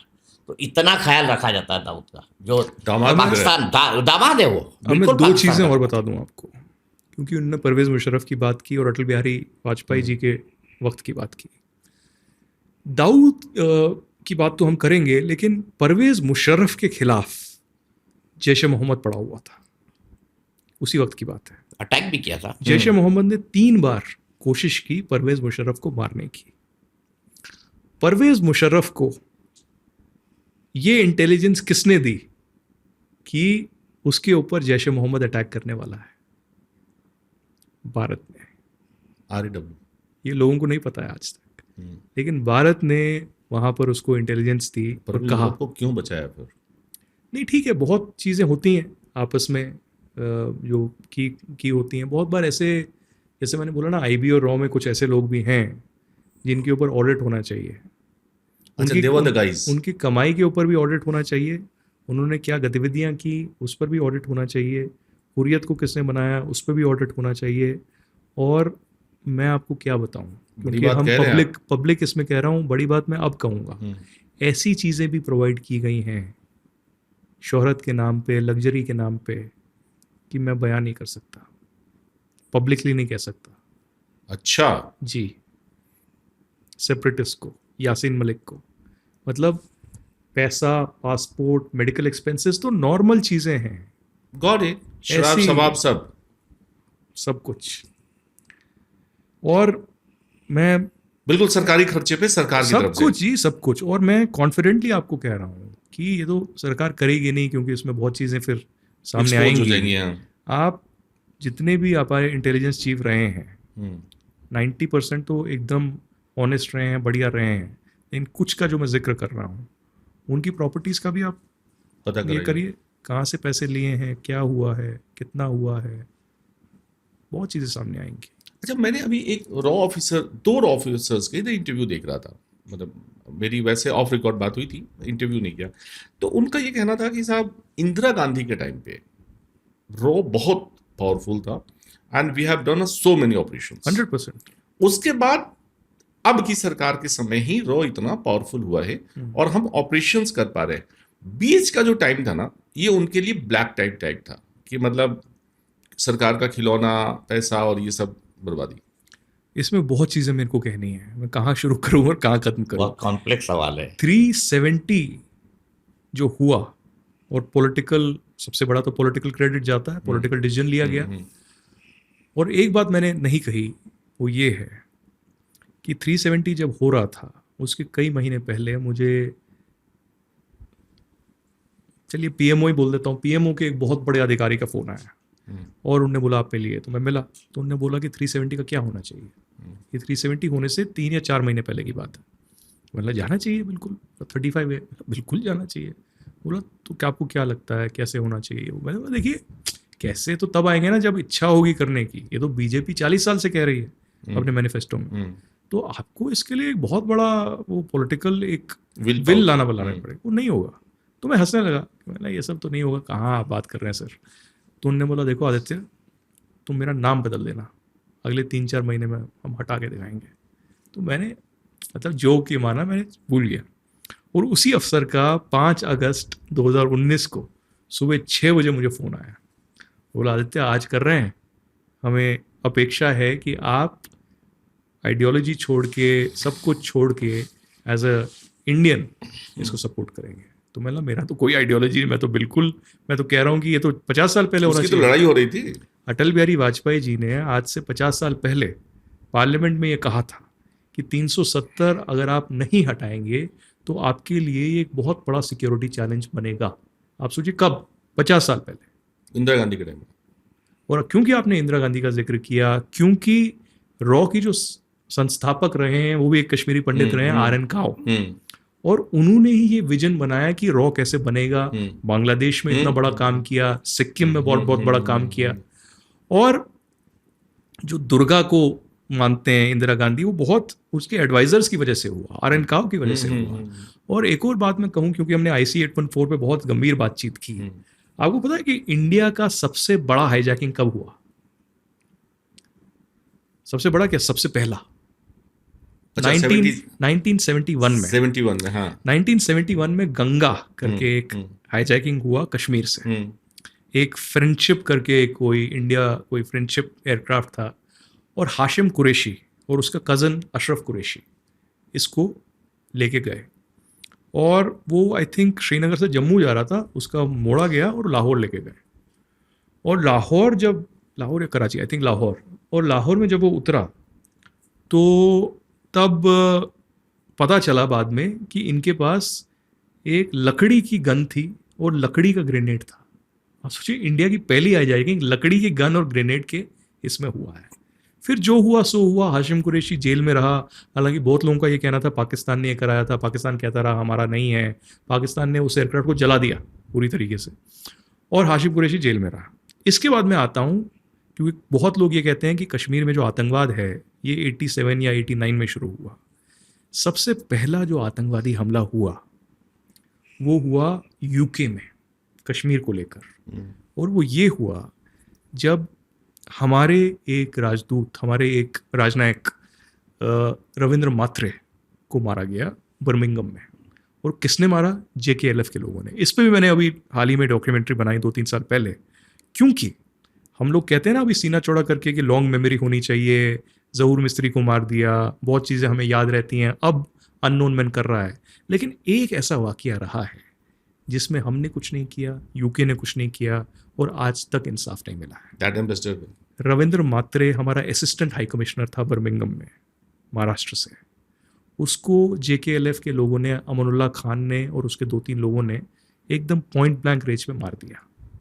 और उसी के रिवेंज में इंदिरा गांधी ने मकबूल भट्ट को फांसी लगा दी अगले 2 हफ्ते में।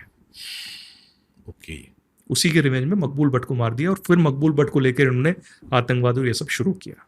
लेकिन रविंद्र मात्रे को आज तक 40 साल से ऊपर हो गया, किसी को नहीं पता था कि रविंद्र मात्रे पे गोली किसने चलाई।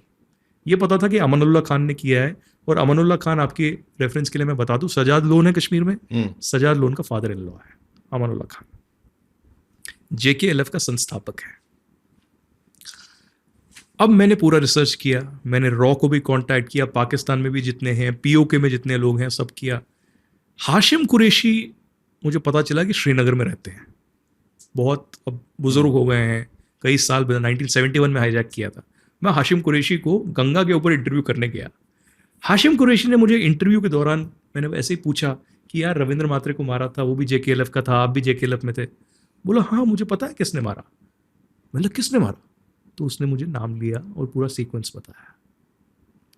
फिर मैंने एजेंसी को कांटेक्ट किया, बाकी चीज़ें की। मैंने तब का फोटोग्राफ उसका मंगाया, अभी का अभी फोटोग्राफ मंगाया। POK से लोगों ने मुझे बताया कि वो 40 साल से इस डर में जी रहा है कि इंडिया उसे एक दिन मारेगा। और वो कोटली करके एक जगह है पाकिस्तान ऑक्यूपाइड कश्मीर में, आज भी रहता है। वो घर से बाहर नहीं निकलता कि उसे लगता है कि एक दिन उसे मार देंगे। एजेंसीज खोज रही हैं, खोज तो नहीं रही है, मतलब मार दिया होता है, उसको डर है। लेकिन रविंद्र मात्रे को हमारे सबसे पहले आतंकवादी हमले में मारा गया 84 में। मकबूल भट्ट को तो हमने सजा दे दी, उसको फांसी लगा दी, लेकिन जिसने उस पर गोली चलाई वो आज भी POK में जिंदा है। दीपक जी, मैंने बहुत देर बात हो गई, मेरा ख्याल है हर आदमी का टाइम इंपॉर्टेंट है। Let's wind up. एक बात बताइए, आपने सारी घटनाओं को अपनी आंखों से देखा है, जिया है, पार्लियामेंट अटैक से लेकर मुंबई अटैक तक और हाईजैक से लेकर सब। अटल जी की सरकार के बाद मोदी जी की सरकार, जो बीच का ही पूरा 10 साल था कांग्रेस की सरकार का, तो क्यों अटल जी की सरकार भी इतनी कमजोर साबित हुई? जो मोदी कर रहे हैं क्यों अटल जी नहीं कर पाए? आई थिंक ये बहुत कॉम्प्लेक्स सवाल है, इसका मैं एक लाइन में जवाब नहीं दे सकता। आप याद कीजिए उस वक्त की जियोपॉलिटिकल सिचुएशन क्या थी, और आप याद कीजिए अटल जी ने सबसे बड़ा फैसला क्या लिया था, इस देश को न्यूक्लियर पावर बनाया था, है ना। वो उनका सबसे बड़ा और सबसे बोल्ड डिसीजन था, जिसके बाद पूरी दुनिया ने हम पे चारों तरफ से सैंक्शंस लगा दिए थे। मतलब अगर अटल जी नहीं होते, अगर जसवंत सिंह जैसे निगोशिएटर नहीं होते, तो हम बहुत बुरी हालत में होते। और उस वक्त क्या था, उस वक्त यूनिपोलर वर्ल्ड था, रशिया कोलैप्स हो चुका था। मतलब ये बहुत लंबा सवाल हो जाएगा, लेकिन हाँ सिचुएशंस होती है ना। देखिए कुछ यहाँ पे लिखा होता है, प्रारब्ध जिसको कहते हैं ना, कि कुछ काम इंसान, भगवान ने इंसान के लिए लिख रखे हैं, ये करेगा, वो ये मोदी जी करेगा। के लिए। अजीत डोभाल जी इंटेलिजेंस ब्यूरो के डायरेक्टर तो मनमोहन सिंह के टाइम पे थे ना। बिल्कुल मनमोहन सिंह जी के टाइम बने ना, और इतने शानदार ऑफिसर थे कि डिस्पाइट नोइंग एवरीथिंग, सब जानते थे कि हर पॉलिटिकल पार्टी, जितने भी बड़े दुनिया के, सब सबके बारे में वो जानते थे। उस वक्त वो क्यों नहीं कर पाए? कर सकते थे ना, कर सकते थे बिल्कुल कर अगर सकते थे। सरकार, पॉलिटिकल विल की बात, दूसरा आपके पास उस तरह का इंटेलिजेंट ब्रेन होना, और तीसरा वर्ल्ड की सिचुएशन आज की तारीख में क्या कहती है, इसका भी एक बहुत इंपॉर्टेंट रोल रहता है। Ball in your court. देखिए, मुझे भी ये लगता है कि जियोपॉलिटिकल सिचुएशन ऐसी रहती है, लेकिन सरकार का एक कैरेक्टर, सरकार का एक जो रुझान है वो अलग भी रहता है। आप देखिए, वो जमहूरियत, कश्मीरियत, इंसानियत की बात करते रहे कश्मीर में, लेकिन मेरा ज़ाती ये मानना है कि जमहूरियत, कश्मीरियत, इंसानियत जो है as a concept, political theory में एज अ कॉन्सेप्ट बहुत अच्छा है, लेकिन कश्मीर जैसी जगह में उस संदर्भ में इम्प्लीमेंट करना नामुमकिन है। मैं मुश्किल नहीं कह रहा, नामुमकिन है। कश्मीर में जिस तरीके की रेडिकलाइजेशन हुई, कश्मीर में जो विचारधारा जिस तरीके से हुई, आम नागरिकों, पॉलिटिकल पार्टीज तो भूल ही जाइए, आप कैसे उसको इम्प्लीमेंट करते हैं। आज भी पीडीपी या बाकी हैं, वो अटल जी की दास्तान बताते हैं, ये करते हैं, लेकिन मैं कश्मीर में क्या बदलाव हुआ है, एक आपको एग्जाम्पल दूंगा, क्योंकि उमर अब्दुल्ला को मैं रिसेंटली, मेरे एक दोस्त है संकेत उपाध्याय, उसने मुझे बुलाया था, तो उमर अब्दुल्ला आए थे, मैंने उनसे सवाल पूछा, मैंने उमर, आप बार बार कहते हैं कि लॉ एंड ऑर्डर जो है या पुलिस है वो आपके अंडर आनी चाहिए 370 के बाद, इतने 6 साल हो गए हैं, लेकिन आप मुझे 1 साल का जवाब दीजिए। 2010 में आप चीफ मिनिस्टर थे, 2010 में 3 या 4 महीने के दौरान 110 कश्मीरी युवाओं को मारा गया इंडियन सिक्योरिटी फोर्सेस के द्वारा। उसमें तुफैल मट्टू से शुरुआत होकर बहुत लोग थे, पत्थरबाजी हुई थी, आपको याद होगा पैलेट गन और ये सब का बहुत कंट्रोवर्सी चली थी, ह्यूमन राइट्स वायलेशन, ये सब। उमर चीफ मिनिस्टर थे, पुलिस और जितने भी अर्धसैनिक बल हैं वो उमर के अंडर थे, उमर को कंट्रोल करना था, वो कंट्रोल नहीं कर पा रहे थे सिचुएशन।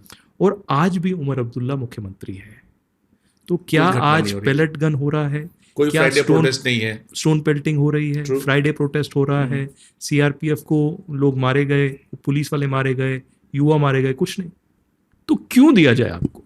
आप एक उदाहरण दें। आंसर क्या था? उनका आंसर ये था कि तुम जिस लोगों के साथ बैठते हो, तुम जो इंटेलिजेंस एजेंसीज और बाकियों के साथ हो, उसकी विचारधारा बिल्कुल अलग है, हम उस विचारधारा के नहीं।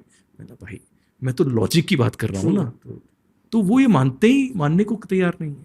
मुझे याद है दीपक जी, फ्राइडे की सुबह सुबह ना सबसे पहले हम लोग कश्मीर ब्यूरो को फोन करते हैं, श्रीनगर ब्यूरो को, भाई फ्राइडे है, बोले हाँ बॉस 10 बजे से कैमरा मिल जाएगा, 10 बजे से फ्रेम मिल जाएगा और सब जो है फुटेज होगा। It was the daily routine, her Friday routine था। पता क्यों था?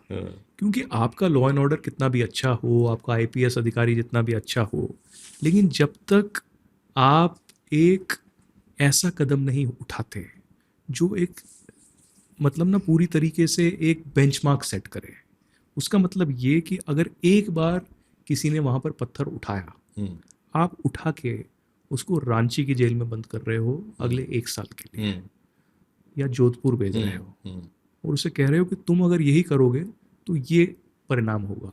ये 30 साल से नहीं हो रहा था, अब हुआ तो परिणाम आ गया। अब होता है। यासीन मलिक के घर जब उसको लाइफ सेंटेंस हुआ, उसके लोगों के खिलाफ पीएसए लगा दिया, जो लोग ड्रामा कर रहे थे। ज़्यादा लोग नहीं थे, आई थिंक 10 या 12 लोग थे, तो खत्म हो गया, अब कोई नहीं करता। ठीक है आदित्य, बहुत लंबा हो गया podcast, so nice of you guys. लेकिन आदित्य, मैं सच बोलूं कि अभी हम इस पे घंटों बात कर सकते हैं, बिल्कुल घंटों बात कर सकते हैं, और पब्लिक को भी मजा आ रहा है। और हाँ, और बहुत सारी चीजें हैं। मुझे बहुत खुशी हो रही है कि आदित्य मेरा एक आज इंटरनेशनल स्टार है। I am very happy. और जब मौका मिले ना आदित्य, तब निशाना मार लो। मैं लाइफ में यही सीखा है, अब निशाना मार लेना। अगला जो कॉन्ट्रैक्ट बनवाना आदित्य धर से, उसमें जो पोर्शन रखना, हाँ वो बहुत मोटा रखना, वो कमजोर मत रखना, बस इतना ही कहूँगा ऑन अ लाइटर नोट। लेकिन आदित्य बहुत मजा आया, बहुत अच्छा लगा बात करके, और इतना थॉरो अंडरस्टैंडिंग है ना आपको सब्जेक्ट को कि सुन के मजा आता है, ऐसा लगता है जी रहे हैं। देखिए, पॉडकास्ट की शुरुआत मैंने दीपक जी से की, तो पॉडकास्ट का अंत भी मैं दीपक जी से ही करूँगा। मेरा जो जर्नलिज्म का शुरुआत हुई, मैंने आपको बताया कैसे हुई, जो सफ़र करना पड़ा, उससे मैंने सोचा कि किसी को तो कहानी बतानी पड़ेगी। लेकिन दिल्ली में मैं, वो शायद इनको भी शायद ना पता हो, दिल्ली में मैं 27 साल एशियाड विलेज में रहा, खेलगांव। और खेलगांव में जहाँ मैं रहता था, उसकी एक बिल्डिंग छोड़ के सीपीसी था, जो दूरदर्शन का एक बहुत बड़ा केंद्र था, वहाँ से न्यूज़ चलती थी। ये कई साल वहाँ पर काम करते थे। और इतना तो डिटेल में नहीं जाऊंगा, लेकिन हमारे वहाँ पर एक शॉप थी जहाँ पर ये बार बार आते थे धूम्रपान कुछ ये सब करने पान के लिए। मसाला। और पान मसाला पान मसाला। खाता था, धूम्रपान दो नहीं। बार। पान मसाला। हाँ। तो वहां पर आते थे हाँ। और मेरी बहुत बार इन पे नजर पड़ती थी किसी कलीग के साथ, कुछ ये बार बार वहां पर आ रहे हैं, तो मैं सोचता था कि अरे यार कितनी बड़ी बात है दीपक जी को कि देख रहा हूँ, दीपक जी मिल को रहा मैं देख रहा हूँ, इतनी मैं स्कूल में था तब। तो ये बहुत बड़ा मुझे ये गर्व की महसूस होता था। और फिर जब मैं अनुसुईया से में, मुलाकात हाँ। हुई, अनुसुईया से पता चला कि अरे ये तो पार्टनर्स हैं, फिर बाद में इनके साथ आज तक पे बैठने का मौका मिला, आई थिंक शायद एबीपी न्यूज और किसी पे भी हुआ, तो कितना एक मतलब इतने साल बीत गए, बट वो चीज़ें याद रहती हैं और पब्लिकली ये बात करने में और भी मजा आता है और भी गर्व महसूस होता है। चलिए हम लोग जल्दी मिलेंगे अनुसुईया के साथ भी, जो कुछ बची हुई चीजें हैं वो हम चारों लोग डिस्कस करेंगे लंबा। दीपक जी बहुत सारी चीजें हैं। मैं आदित्य को और के प्यार में इतना मगन हो गया था कि मेरा आई लुक डिस्टर्ब हो गया, मैं कैमरे को नहीं देख रहा था जब मैं इंट्रो पढ़ रहा था, लेकिन मुझे उसकी कोई फिक्र नहीं, क्योंकि जो आदित्य ने किया है ये इतिहास है और मैं ये चाहता हूं कि आदित्य इस इतिहास को बार बार दोहराए, अपनी लकीर इतनी लंबी कर ले कि डोनाल्ड ट्रंप का व्हाइट हाउस वाले भी उसको मिटा ना पाए। मैं इतना ही चाहता हूं। आज के इस पॉडकास्ट में मेरे और ओम प्रकाश के साथ इतना ही। आदित्य बहुत बहुत शुभकामनाएं फ्यूचर के लिए। बहुत बहुत धन्यवाद Deepak ji, Thank Om you. Prakash ji, Thank you. नमस्कार, जय हिंद। Thank you. जय हिंद। जय हिंद।